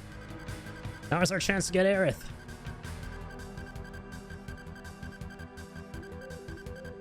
Thanks, Cloud. Front row. Cloud, what's wrong? Nothing much. I'm just getting a power buff to make myself more like Sephiroth or Angeal. Oh, sorry, that's Crisis Core. The elevator's moving. This is no ordinary specimen. This is a very ferocious specimen. He's rather strong. I'll help you all out. It talked? I'll talk as much as you want later, miss. We'll take care of that monster. Somebody take care of it safe. Tifa, I'm counting on you. Barrett, take care of her. I'll send Tifa with her. Barrett, we got some ass to kick. What's her name? Ojo has named me Red 13, a name with no meaning whatsoever. Call me whatever you wish. Yet another name where if you give him what his...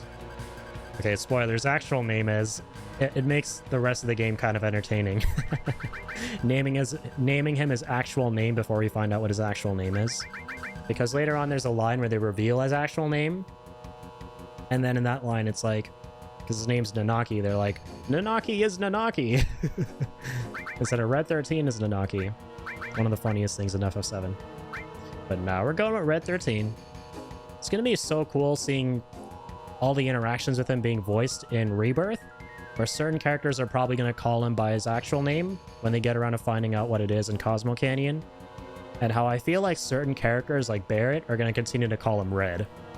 Right? And I don't know, that just feels right to me. Like Barrett and Red 13 have like a really cool bond. And it would be cool to see Barrett continue calling him Red. Like, that would be pretty cool sounding. Alright, come on, let's do this. Let's fight. Oh shit, I should have kept Tifa because she has a steel on, right? No, that's fine. And a completely random choice. It was based on literally nothing. I just wanted Barrett to go pew pew pew.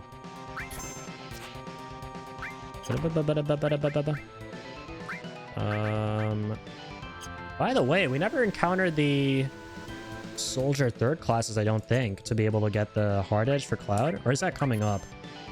We'll see. Might be getting ahead of myself. Alright, we got Red 13 in the house. And cast fire on everyone. Check it. What a badass. I'm gonna heal us up.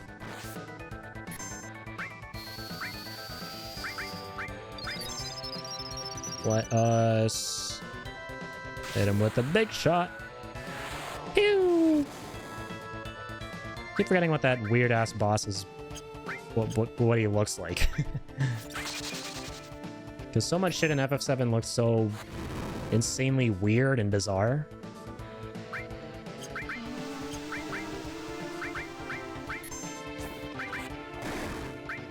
Nice, all you mother flippers. I love Barrett's animation for winding up his materia.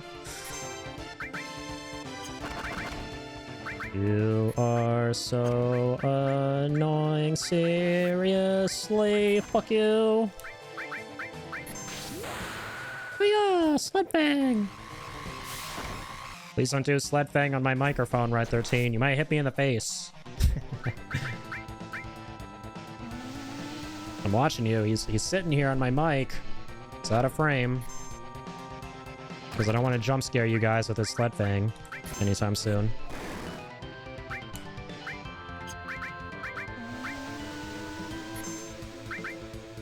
I cast a lot of materia here. Oh, snap. Red's kind of weak.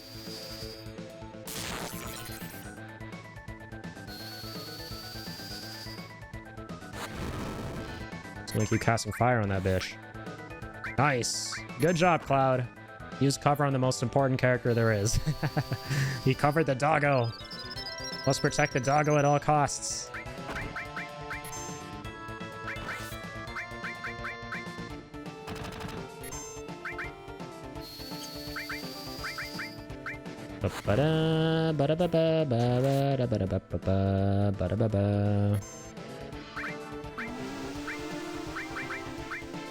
Gonna bolt this bitch.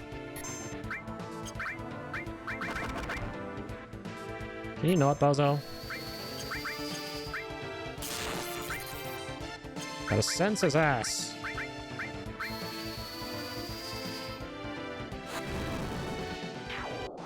Or not.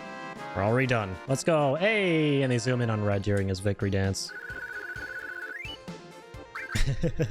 One of the most adorable things about the Rebirth footage that we've seen so far is seeing Red sitting on a chocobo. Because everyone was wondering, like, is Red going to be able to ride a chocobo? Probably not, right? He's probably going to run alongside the party when they're on their chocobos. But no, they just went, fuck it. We're going to make Red sit on a chocobo. It's like the coolest thing ever. Alright, let's go. One of the sickest tracks in the game. Red 13's theme. Aerith, are you alright? She seems alright in many ways. I have a right to choose too. I don't like two-legged things. What are you? An informed question, but difficult to answer. I am what you see. Must have many questions, but first, let's get out of here. I'll lead the way. Wow, so you did come for me. I apologize for what happened back there. I was merely acting to throw Hojo off guard. Now we saved Aerith. Ain't no need to be in this building, so let's get the hell out of here. If all 5 of us go together, we'll be noticed. Let's break up into 2 groups. Okay. That is exactly what we're gonna do. Alright, who are we running? Let's go, oh, sorry. Gotta change the party. I want Tifa back, actually, because she has steal. I want to, like, steal a bunch of shit.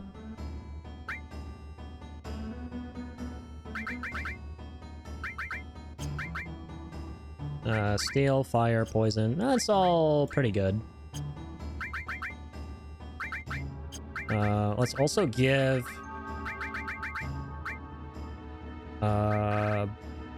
Red 13 a lot of Barret stuff. Also, my audio is a little bit crackly in the game. I don't know what's going on. Barret. Got 2 all materials right now, right? Hang on. I want to, like, try and equip all the materia I can that I have in total at the same time. Just to level all of it. So we'll give him 4 slots. Forgot we had that. Lightning. Poison, all for Tifa. Ice. Red 13. I know none of this makes a lick of sense. But, we're gonna do this anyway. I really could be playing as anyone here, it doesn't matter, but I want to play as Cloud, Tifa, and Red. Specifically because we just got Red. I'll see you later. I'll be waiting on the 66th floor elevator. Later, meet up at the 66th floor. Alright, let's mosey.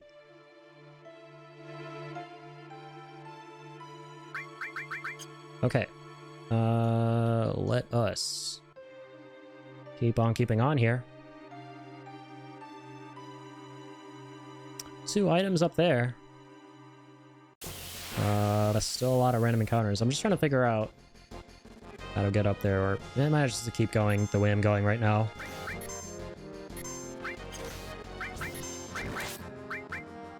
That was a weird combat angle. Top down. Can steal anything? Alright. Cross slash his ass. Yeah, here it comes.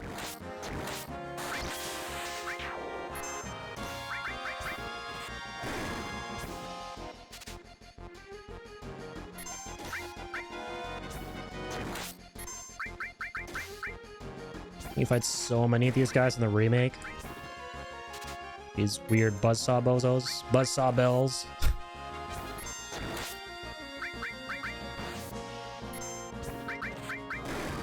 Alright, give me something, damn it. Really? I think we can change the angle with, not that one. There's a button that changes the angle in combat, isn't there? Okay, maybe not. I might be thinking of FF9.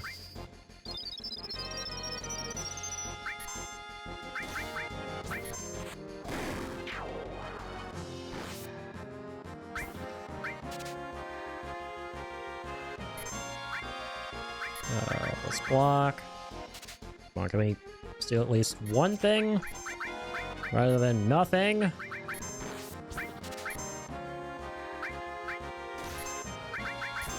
Keep spamming steal until I get something, bitch.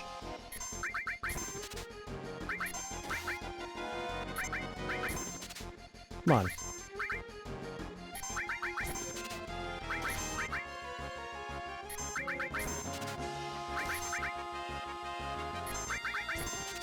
Come on, Carbon Bangle. Okay, that's why it took forever. These guys have some genuinely good shit. I probably shouldn't have killed the other guys. That's some really good accessories.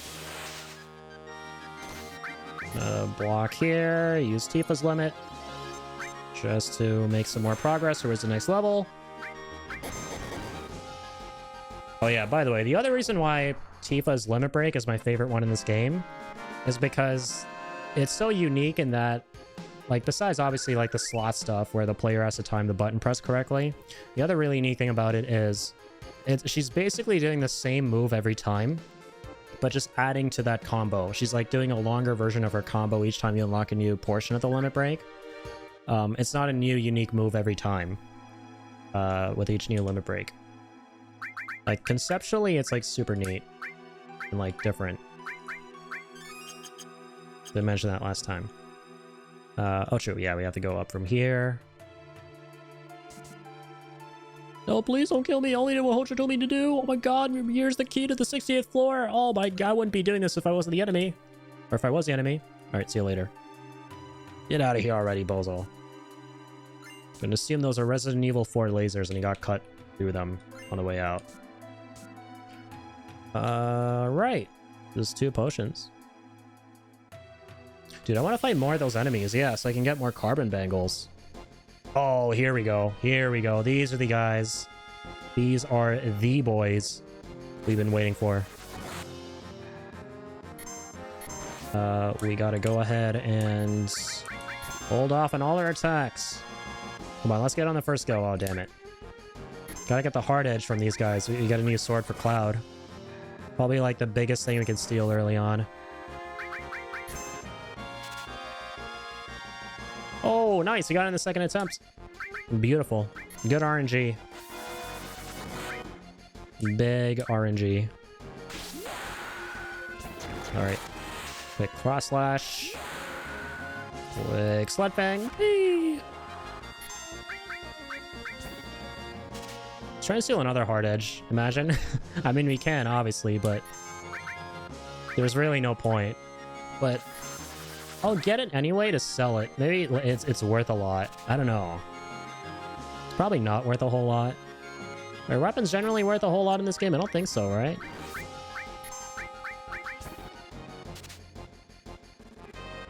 Alright, let's speed up the thievery process. Are these the soldier third classes? Let me actually sense them. Oh, damn it. I went too fast. Wait, red also has sense? Interesting. Yeah, it is a soldier third. 250 MP. Or HP, sorry.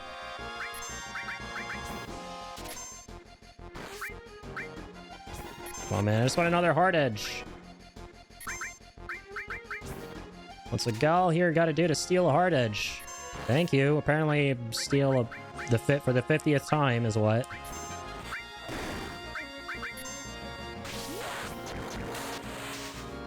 Coolio. Big critical. Very nice. Got 2 hard edges now and 1 carbon bangle. First new weapon for Cloud. There is the Carbonara bangle. Oh, we have a talisman. Interesting. I had no idea. Let's give it to Tifa, because why not?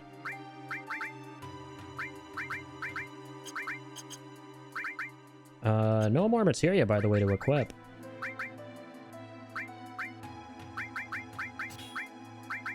Oh, hang on. What I should probably do...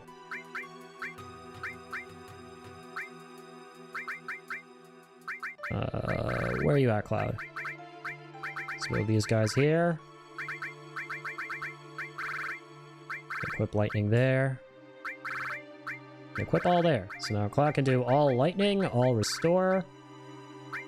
Actually, wait a second. Should give the other all to another character, so like Tifa, for example. Oh, we have 3 alls? That's crazy. Nice there. I don't think we need 4 slots. We can go back to the mithril armament, right? Yeah, nice. Okay. Gonna try get into another fight just for... Should I? For the carbon bangles? It's whatever. They're not essential. They're nice to have, but I don't want to, like, spend too much time spamming steel trying to get them for, like, every character we have, right? Not worth it. We're gonna be here forever if we do.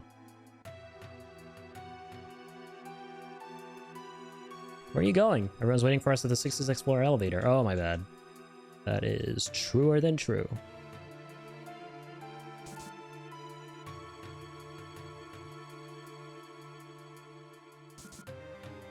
Heading down. Time to get a surprise. From a bald head and red hair. Red spiky hair. How goes it, Rude? Keep forgetting this is Rude's first appearance in the game. In the remake, he appears like way sooner. Hey, what is it? Would you press up, please? Turks! Must be a trap.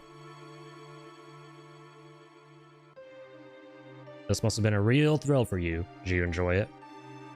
God damn it. Gotta say, Rude is my favorite Turk in the game. He's my favorite at the Turks.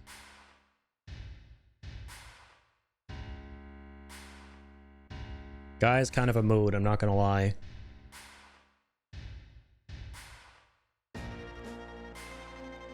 He has that whole, oh man, just another day on the job kind of attitude, you know? Got you too? Where's Aerith? In a safe place? She's the last surviving ancient.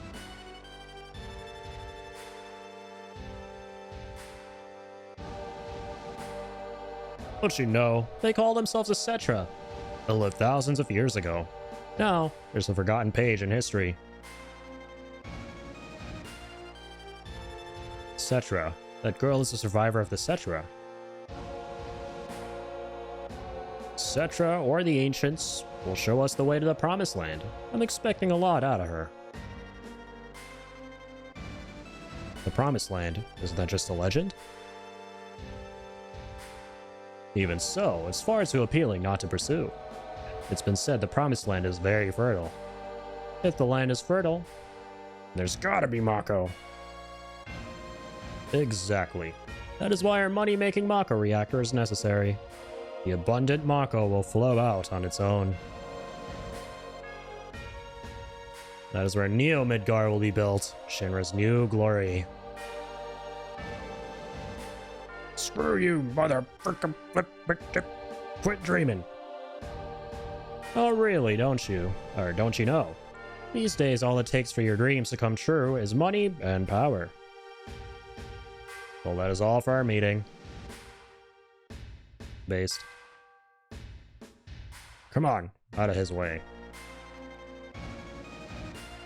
Hold it, I got a lot to say to you. Poor Barrett.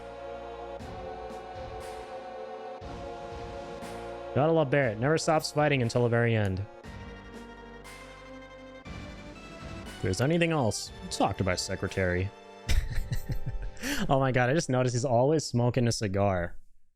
I actually never caught on to that little detail. They did like everything in the book to make him as comically evil as possible. It's so good. What up, Tifa? Can we get out? Leave it to me. Cloud, you're so brave. Well, I aim to be. Wonder how Barrett is doing. Wonder how Aerith is doing.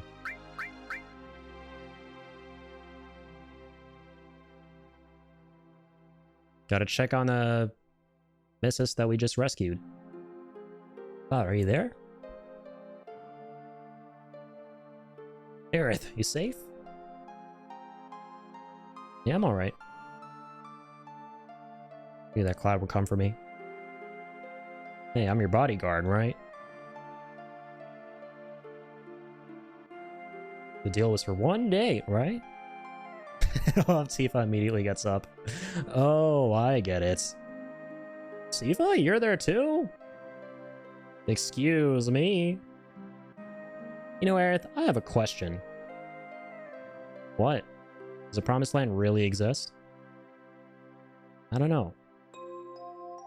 Dude, like the whole triangle element between Cloud, Tifa, and Aerith is like one of the best parts of Final Fantasy VII. It makes it so entertaining. All I know is the Cetra were born from the planet, speak with the planet, and unlock the planet. And then the Cetra will return to the Promised Land, a land that promises supreme happiness. What does that mean? More than words, I don't know. Speak with the planet? Just what does the planet say? It's full of people and noisy. That's why I can't make out what they're saying. You hear it now? I only heard it at the church in the slums. Mother said that Midgar was no longer safe. That is my real mother. Someday I'll get out of Midgar. Someday I'll speak with the planet and find my promised land. That's what Mom said. Thought I would stop hearing her voice as I grew up, but here we are. Don't worry, Tifa, we're gonna get out of here. I repeat, we're getting out of here. Wonder how Beretta is doing. Hey! The Earth is an ancient, and the real name of the ancients is Cetra. The ancients know where the Promised Land is, and the Shinra is searching for that Promised Land. Only heard stories about the Promised Land. I don't know if it really exists. Is that right? Oh, sorry, I was reading that in Barrett's voice, what Red said. Shinra believe that the Promised Land is full of Mako energy, which means if the Shinra get there, they'll suck up all the Mako energy. And the land will wither away. The planet's gonna get weaker. Can't just leave them be. I'm recruiting new members. Me, Tifa, Cloud, and Aerith too. How about you?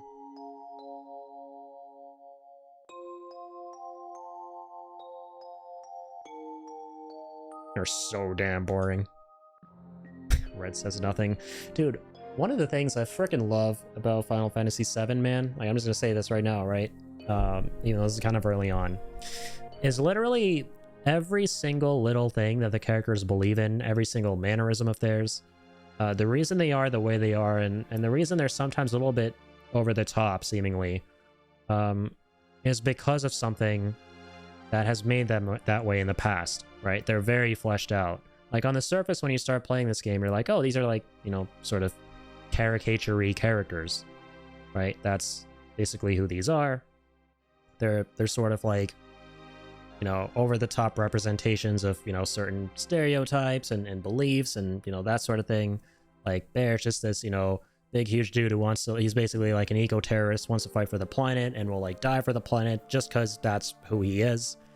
But then, no, like, as you play, the game actually starts to go deeper and deeper with the layers, and you go into, like, the backstories of the characters and find out why they are the way that they are. And it's done so well, right? Like, you find out, oh, you know, these characters aren't just like that for the sake of it because they, you know, needed to have different, you know, archetypes in this game.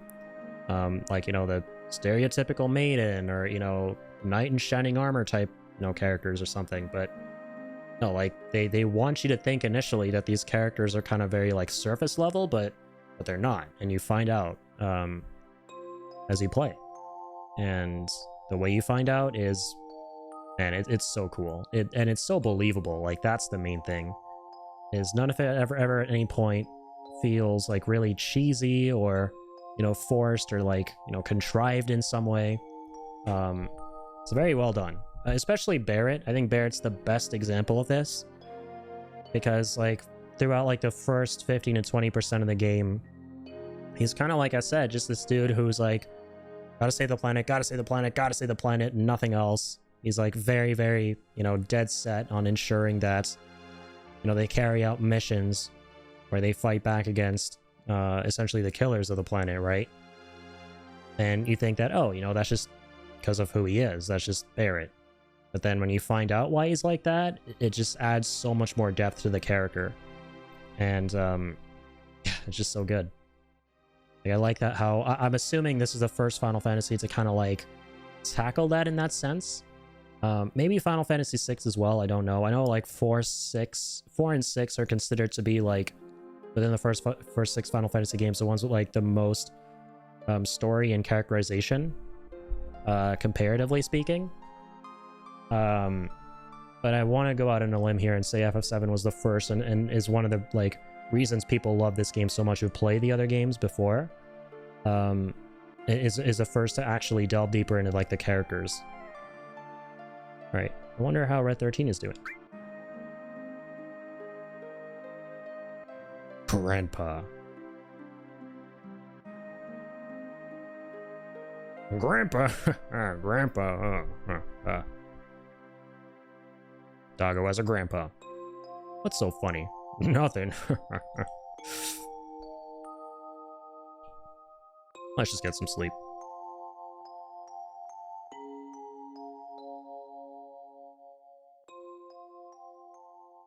I love all the little gestures, man. It tells you so much about them. Like the way, with such limited graphics at the time, like compared to now, obviously, they're able to communicate so much. Like the way Cloud leans against the wall.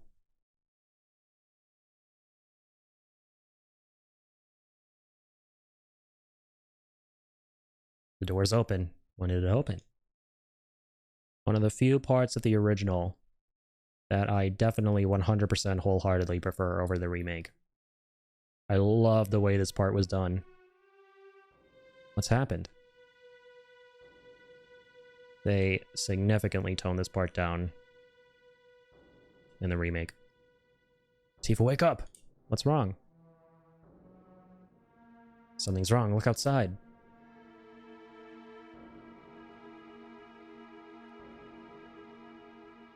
I think this is where... This is the point in the game where things change, right? There's a big tonal shift, and you're like, okay, shit, something else that's insanely crazy is going on in the backdrop, and there's like a bigger threat looming around the corner, and Shinra isn't the real threat. I wonder what happened. He should have the key on him. Come on, Tifa, get Aerith. Go help Barrett and the others.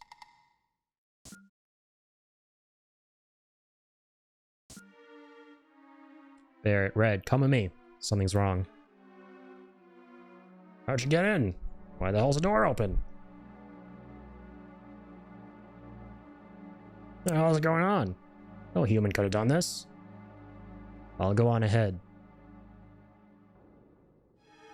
I'll clean up back here, so you guys go ahead and don't get caught by Shinra. Come on, let's follow Red. I love the music too, and yeah, look, shit is definitely hitting the fan with all this tomato jam on the ground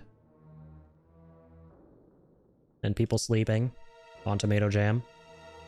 Genova specimen. Looks like I went to the upper floor using that elevator for the specimens. Did it get away, Genova? Spooky random encounters. Love how everything gets so twisted and creepy all of a sudden, right? In a game that otherwise has no horror elements at the beginning, seemingly, it does like horror and a spooky ambiance really well. They shouldn't do that. They'll get sticky and smell like ketchup. I know, right? Are they stupid? Imagine smearing the floor in tomato jam and sleeping on it. Sounds like a real smart idea. Whatever, I'm gonna blame Genova for that one. That's clearly the only logical conclusion we can come to. We checked Genova's chamber. It was all destroyed. It was all blackened and destroyed. That means she escaped. And she opened a jar of tomato jam and left it for everyone on the way out. Very generous of her, right? But sadly, that tomato jam was tainted. Everyone ate a whole bunch of it and passed out. I'm so curious what I can steal from them.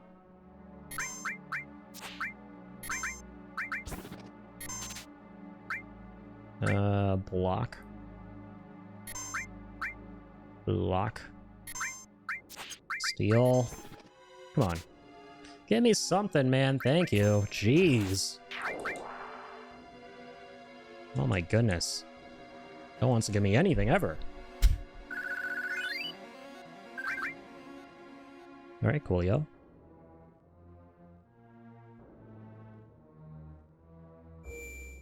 Alright, I'm gonna save.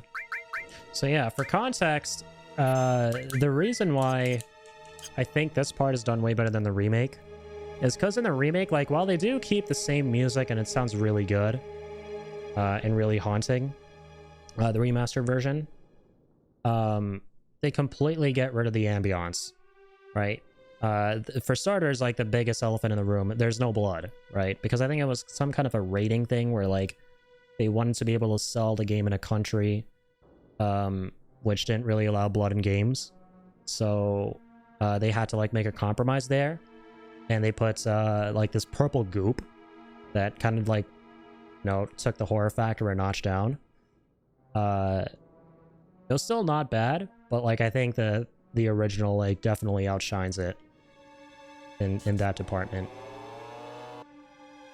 And, like, we'll definitely talk more about that when we get to that part in the remake.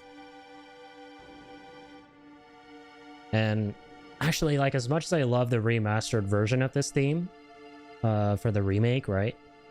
I want to say it's probably one of the few tracks I prefer in the original. It's like, especially when those vocals come on, like the chanting. Oh, it's so good. It's so eerie. It looks like it leads up. Get up, man. Come on. Sleeping on the job.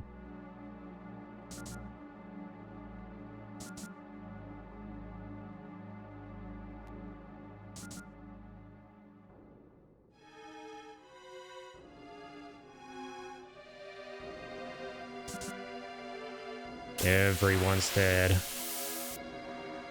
Everyone.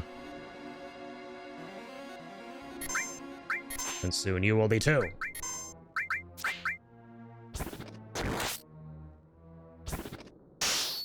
Ooh, big critical. Oh yeah, by the by, I should probably swap up my materia, right? We're not going to be playing here as this configuration for too long. But still. I don't think Aerith has anything on at the moment. Materia-wise.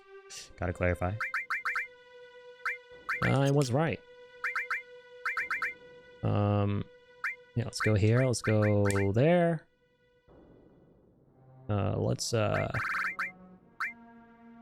Oh, interesting. Red shit is completely unequipped. And give her 4 slots.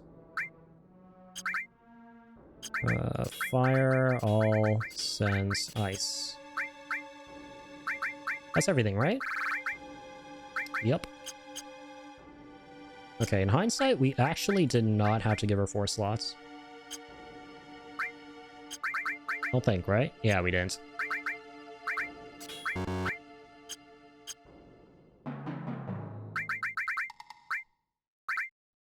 Okay, just checking to see if she had a new weapon that we bought at some point. Because, yeah, it's been a minute since we played as Aerith here. Okie dokes.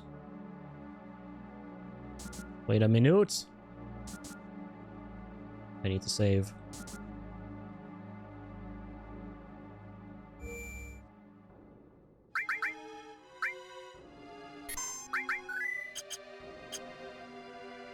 Wunderbar. Ooh.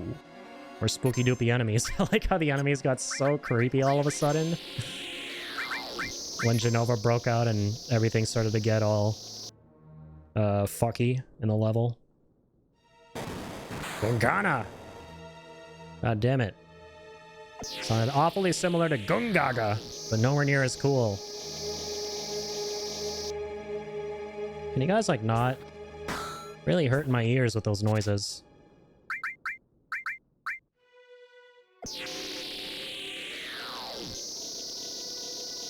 I was gonna fast forward this shit. This guy's hogging the stage for too long. Get off the damn stage! Before that, let me steal what you got. Oh my. Nice, I'm gonna use this right now. Oh, I actually should have used this when everyone is low.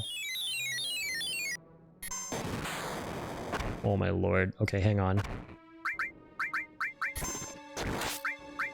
Aerith, wake up! I mean, Tifa, wake up! I'm gonna bonk you on the head, sleepyhead. Jesus. You guys are strong. And she's asleep again. Come on, this guy knows what I'm trying to do. Son of a bitch. He knows I'm trying to steal. So he keeps putting our stealer to sleep. No, and Aerith's dead? What the... Okay, fuck these guys. I'm gonna fast forward you guys to the death dimension. AKA the Shadow Realm. Oh yeah! Tifa, wake up! Almost killed her. Oh, and it's still Deadly Waste. Cool. Jeez Louise. Alright, that takes care of that. Aerith got nothing, sadly. Okay, whatever. She'll be up in the next fight. Also, if memory serves me right, there's nothing really worth stealing at this point from these enemies. So it shouldn't matter that we didn't really get away with much.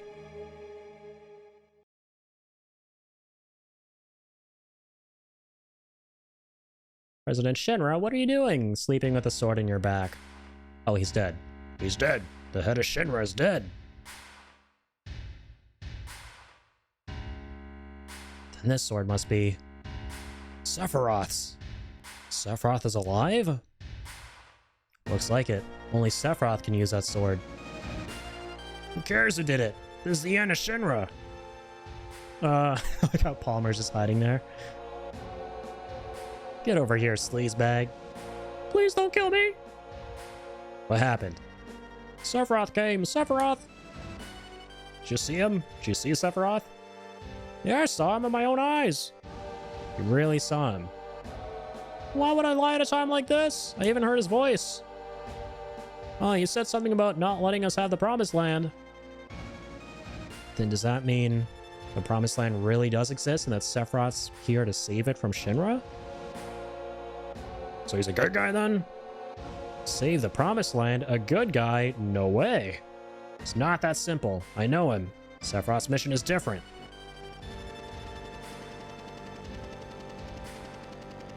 Rufus. Fucking forgot about that asshole.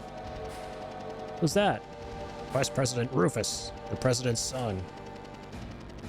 Ba-dum-dee-doo-ba. He is dead. And his son's here. It's one of my favorite interactions in the game. And I like that they kept it in the remake. You guys will see. So Sephiroth was actually here. By the way, just who are you? I'm Cloud, ex-soldier, first class. Yeah, the way they introduce themselves. I'm from Avalanche. Me too. Flower girl from the slums. A research specimen.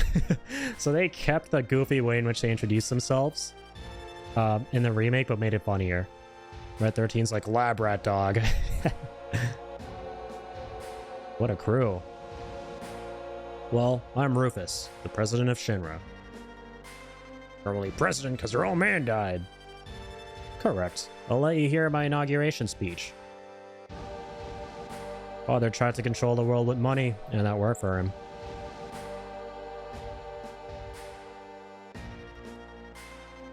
The people believe that Shinra would protect them.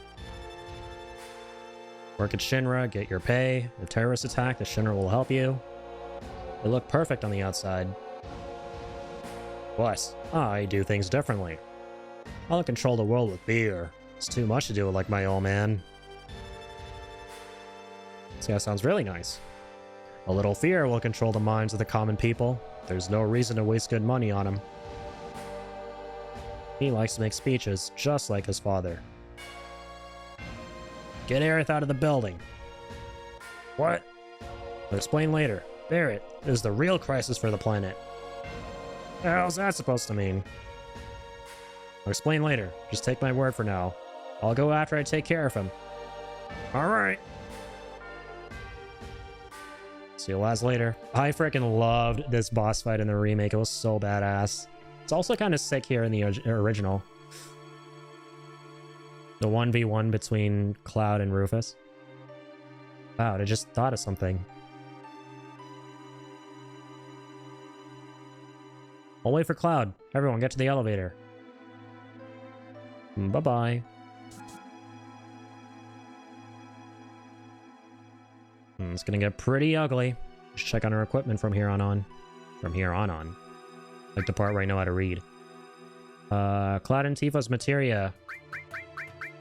I don't have like the memory of a person with insanely good memory. I'm gonna leave it. I'm assuming it was good.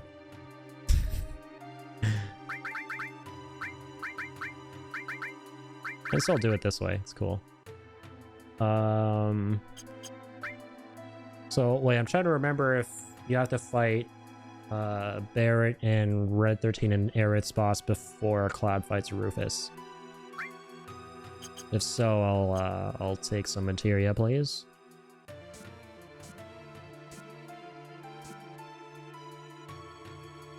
think that comes a little later. Alright, well, I like Aerith's materia. I think Barrett doesn't need to really have anything for this next part. Red 13, though.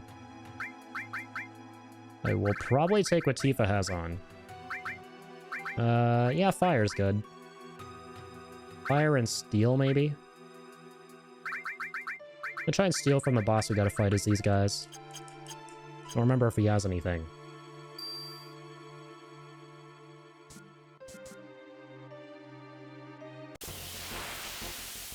Okay.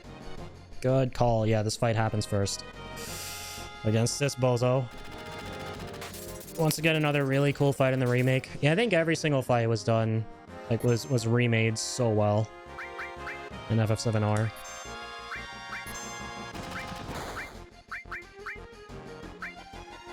Can't reach? What the? Oh, true. Okay. So yeah, you can't steal from this guy at all because you just can't reach him. I thought you could still steal from him even though you have to fight him at range. But I guess not. Huh, interesting. Oh, I should have taken lightning.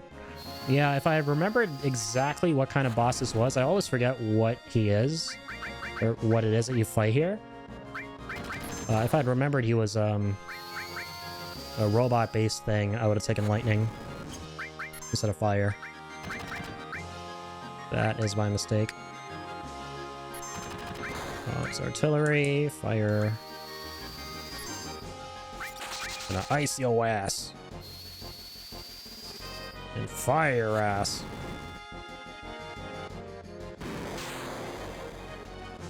What?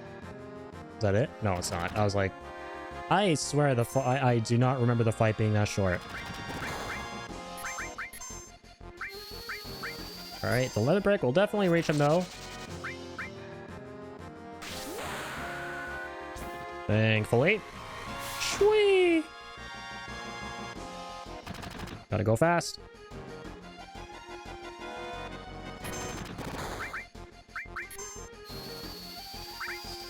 Oh god, we don't have cure on anyone.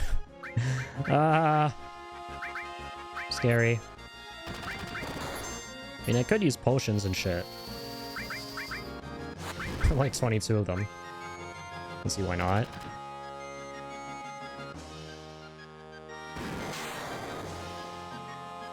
Heal thyself, Red. Thank you. Shoot him in the face. Mr. Bear. Dang, son. It's really hoping for Aerith to be closer to limit break. Could definitely use a big heal right about now.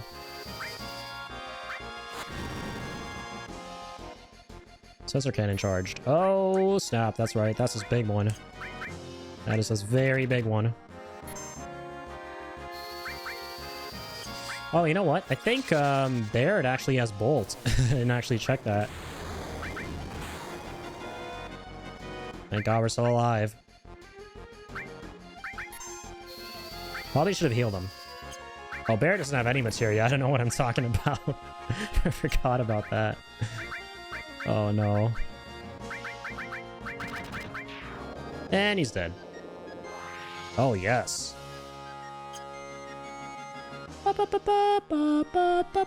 Oh, never mind. There are more. I forgot. Exposing myself as a fake fan here. And for no good reason. I've played this game so many times. I promise I played this before. Just don't remember. No! Oh, God. Rip red. No, the potion's gonna go to Barret. Whatever. You're gonna pay for that. Nobody kills a doggo.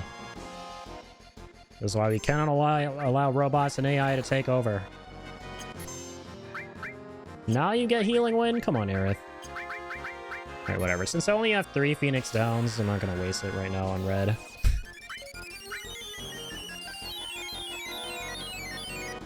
I probably should, just so he gets the XP from this battle. Yeah, you know what? I will.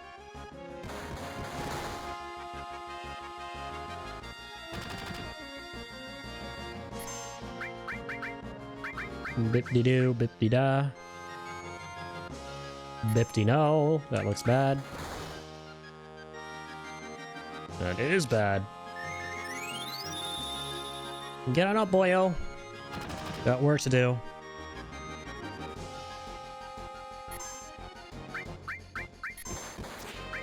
Very important work.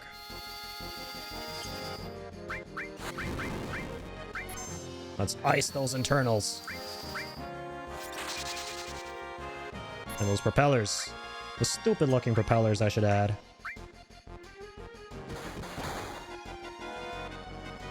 Propellers are so yesteryear. Get with the times, bozo. This robo has no fashion sense. This robo bozo.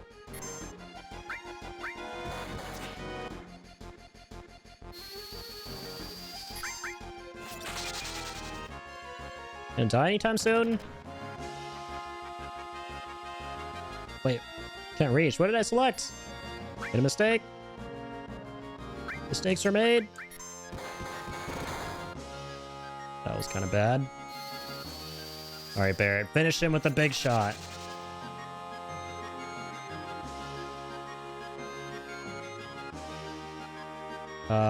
Looks like he wants to finish us. Alright. The big shottage ain't happening. Not anytime soon, anyway. Oh, we're asleep. That's why. We're all asleep. Son of a bitch. Come on. Barret, wake up. Come on. Use your last ounce of strength. Fight ain't over yet. Still alive? Really? Really? I hate you. I don't want to rise everyone. I just want to finish you off now. Damn it. Might actually die. Can't believe it. Actually died. That's sad. That's okay. I was being super... I was holding back so much in that fight. I probably should have equipped more materia and stuff. That's actually tragic. I never die in that fight. Sad face. Oh, man. What? Is this before? Oh, this is before we went upstairs. God damn it. Alright, time to do this whole part again. I should have probably given someone restore materia. Well, a big factor was that contributed to us dying was not knowing for sure if we were going to fight that guy first. Or if Cloud was going to fight Rufus.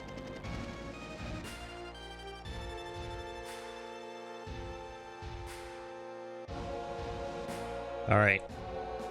Fast talking. Fast walking and fast talking. Hurry up, Rufus.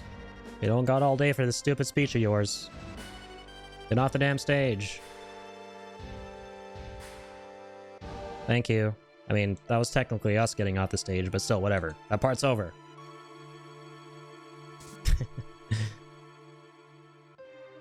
Tifa's materia... remove.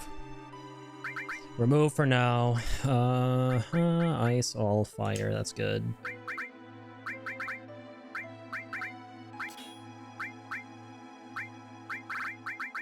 Wait, oh, did I remove everything? I did not mean to do that. My mistake. Restore all. Oh, we definitely need lightning. That's gonna speed shit up big time. Don't need all, but whatever, we'll keep it.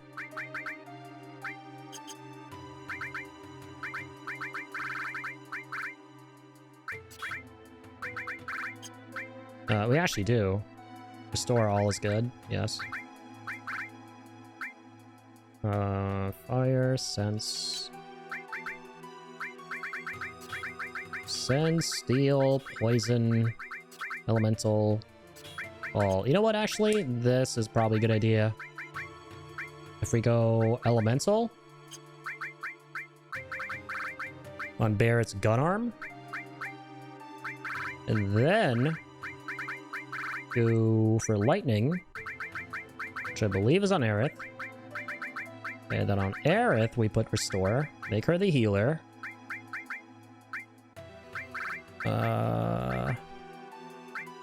And we'll keep that on, because we can. Fire there. Don't have cover. Oh, we have another fire. Okay. Which one has more... whatchamacallit? Progress. 1057 AP? Okay. 1637 AP? Okay, that means... hang on. Gonna get rid of that fire, put cover on there. And yeah. Looks not so bad. Coolio. Hang on, does he have any offensive magic though? Poison. Will poison work? That's the question. Will it work well against that big asshole?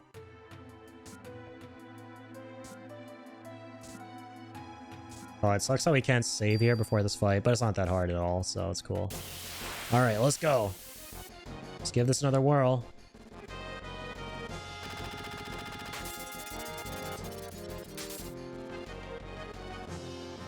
Doobie-doobie-da. Oh, sorry. Selected the wrong thing. What am I doing? Gotta do bolt, but I want to see...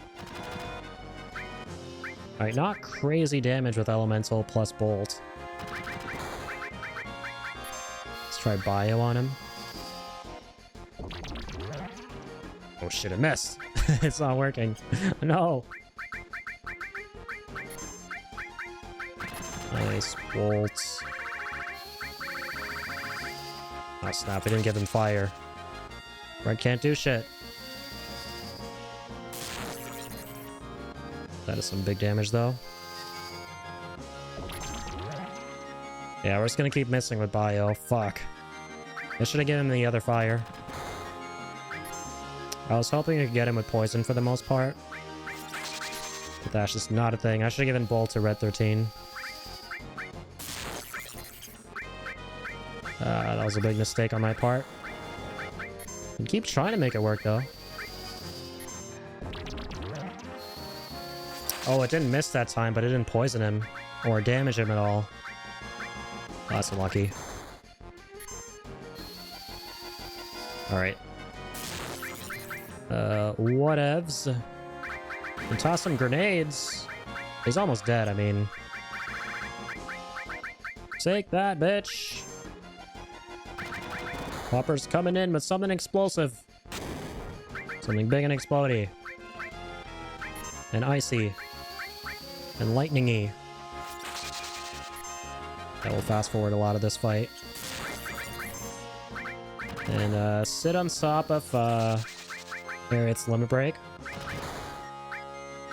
Very cool. And we can use it right now. Very nice. Big bolts. Big block. Big ice. Big bolts. Big damage.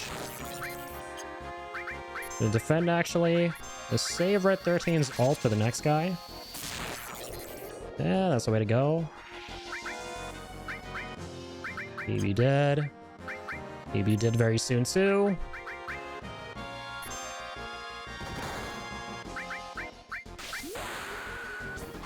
Yeah. Ow.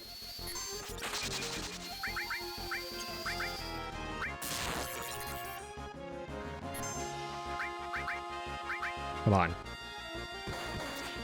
This guy is spongier than I remember. Can't reach. What did I select? Mistakes are made.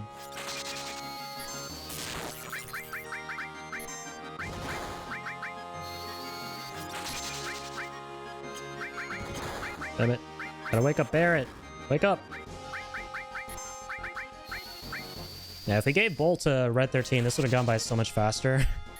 Wait, let's try Bio on this guy, actually. The second guy might work. Or maybe it won't. I'm assuming poison doesn't work on anything that's inorganic.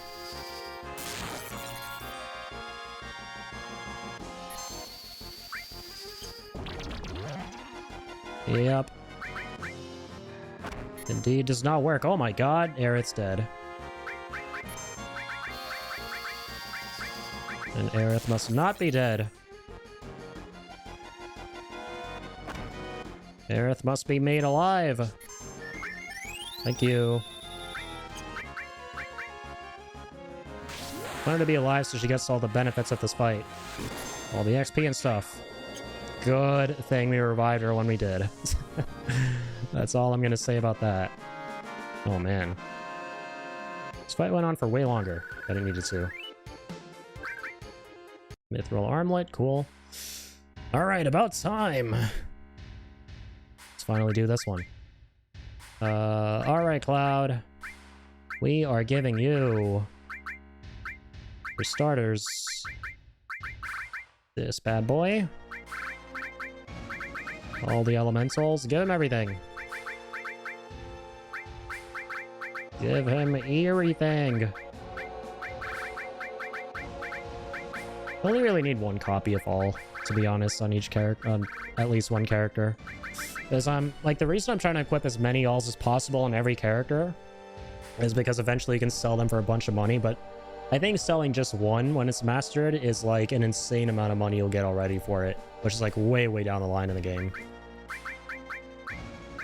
And in general, I like to master all the materias I can in the game, or get as close as possible, at the very least, is there's a portion close to the end where you can turn in a bunch of master materias to Buganagan, and he gives you some cool stuff in reward. Either like a really good summon, if you master all the summon materia, I'm pretty sure, or a like one materia that casts everything in the game, and like all the level 3 versions, I'm pretty sure.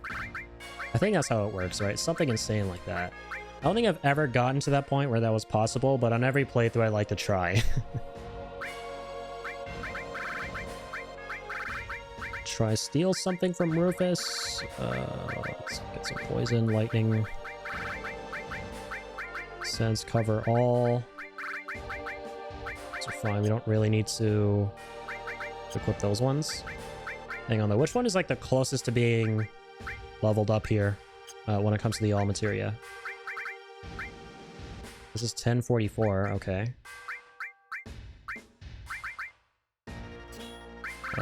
Here, let's do it like this. Let's remove all these. Oh, a bunch of all materials, wow.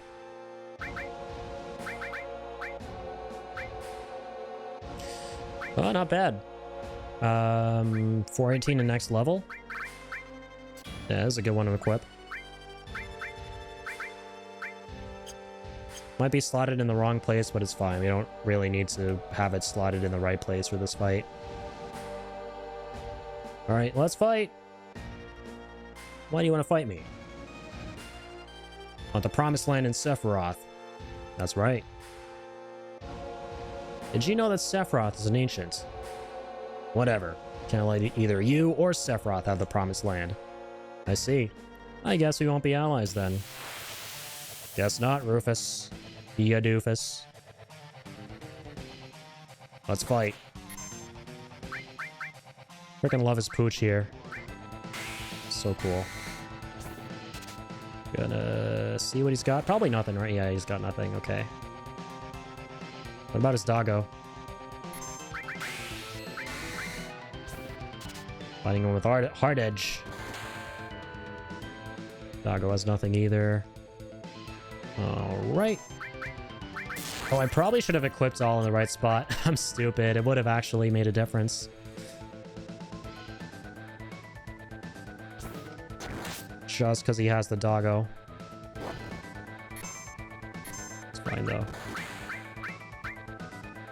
Gonna heal up. Yeah, if I'd linked it all with one of my offensive spells, I could have gotten them both, but it's okay.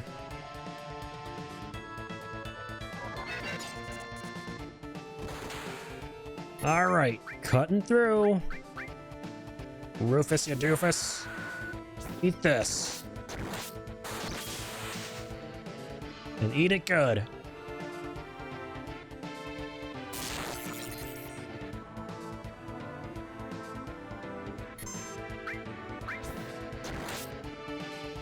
I should probably target the dog first. That's what I normally do.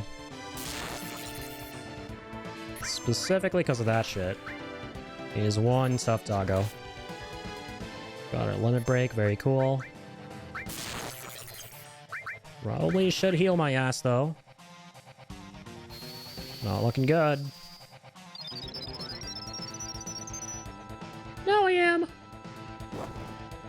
Ow. Stop munching on my face. That is very rude, Poochie. Go sit down. Go sit. Go sit in the Shadow Realm. You kill my dog. And that is a normal human response to having one's dog killed. Totally. It's to laugh.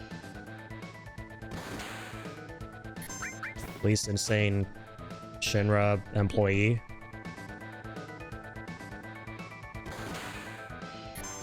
Alright, fuck you.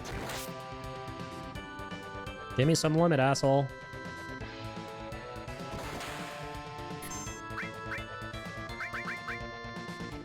Let's try poison him. I'm curious if he can actually do that. I've never tried it, I don't think, on Rufus. No, it actually works. No way. That's all for today, Dan. This man is a big hypochondriac. He's like, I don't want to catch any diseases from that shit. I'm out of here. See you later. Deuces.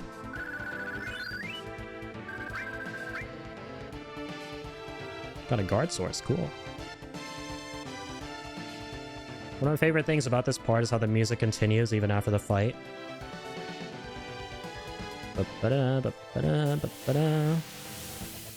No way, it's like the first time I've gotten into a random encounter after completing that battle. What the hell?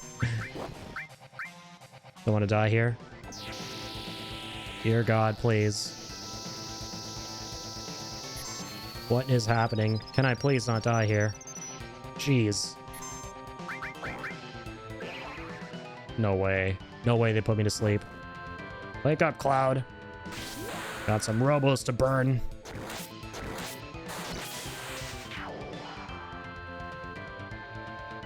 Let's speed this up.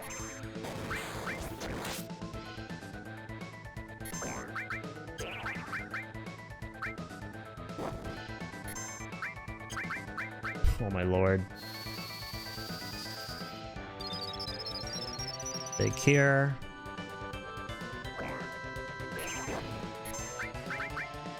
I'm ending this unholy loop right now of being put to sleep and reawoken by your stupid ass. Oh yeah! Get out of here already. Big flip. Jeez. Let me finally save my game. The scary thing about that is if I died there, I would have had to restart everything since even before the battle with Barrett and that robot.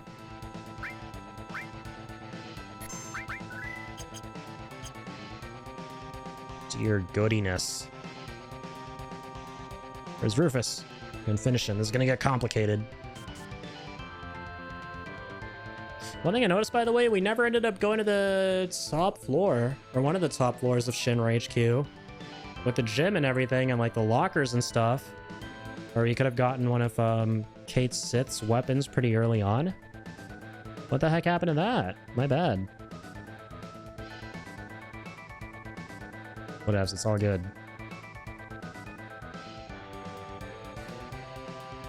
Imagine we can actually go back up here right now. Quickly, we can escape this way, she says. Interesting. No, we can't. We gotta escape. Alright, it's Hardy Daytona time, boys. Ready for one of the illest and hypest moments of the game? Well, go on ahead.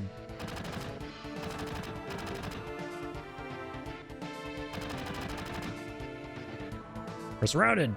If I was alone, this wouldn't be a thing, but I got a reputation to protect. Y'all get out while you can. It's not me they're after. Or it's not you, they're after me. Yeah, well, that ain't happening. Got caught up in this over Marlene. Now it's my turn to help you. Okay, playtime's over, jackasses. Thank you, Mr. Barrett. Who you calling Mr. Barrett? That don't sound right. Well then, you're through talking. May I suggest we think of a way to get out of here? Oh, yeah, you're cold, man. Just like someone else around here I know. Did you say something? Not a thing. So what are we gonna do? Do it!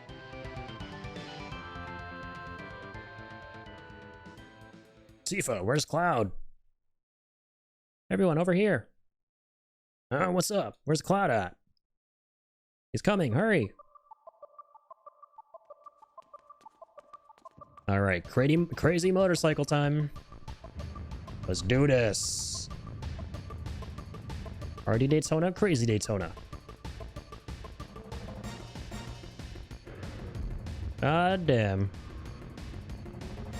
Let's go. Cloud, someone stole my bike. My little bike in the background for my room. He stole it, even though he's sitting on it in the background in my room. He drove it right into the game. Look at that. Square Enix created this Hardy Daytona bike based on my own Hardy Daytona bike in the background. You're welcome, Square. The bike in the game is totally based on my own bike. Control the bike with the directional buttons and save your friends in the truck from the Shinra pursuit troops. Attack on left, attack on right. Beautiful. I'm going to form my party for the inevitable boss battle. Can I check in on the materia, please? Thank you. Store lightning fire. Cloud has way too much of stuff and things. Way too much of these stuff and things here. Gotta change it up. Gotta make an even distribution. This stuff happen. Let's do all restore. Fire. Lightning. Yeah, ice and cloud's fine. See if a poison. Sense. Cover, sure.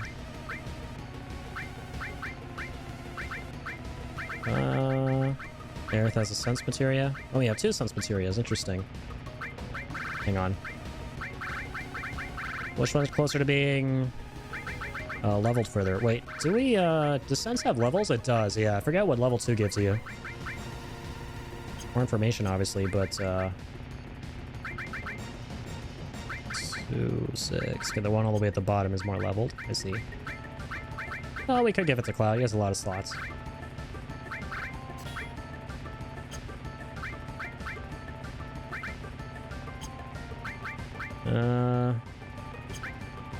Fire, elemental,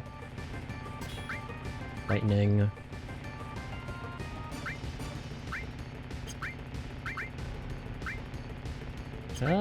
We could give him another all materia just cause.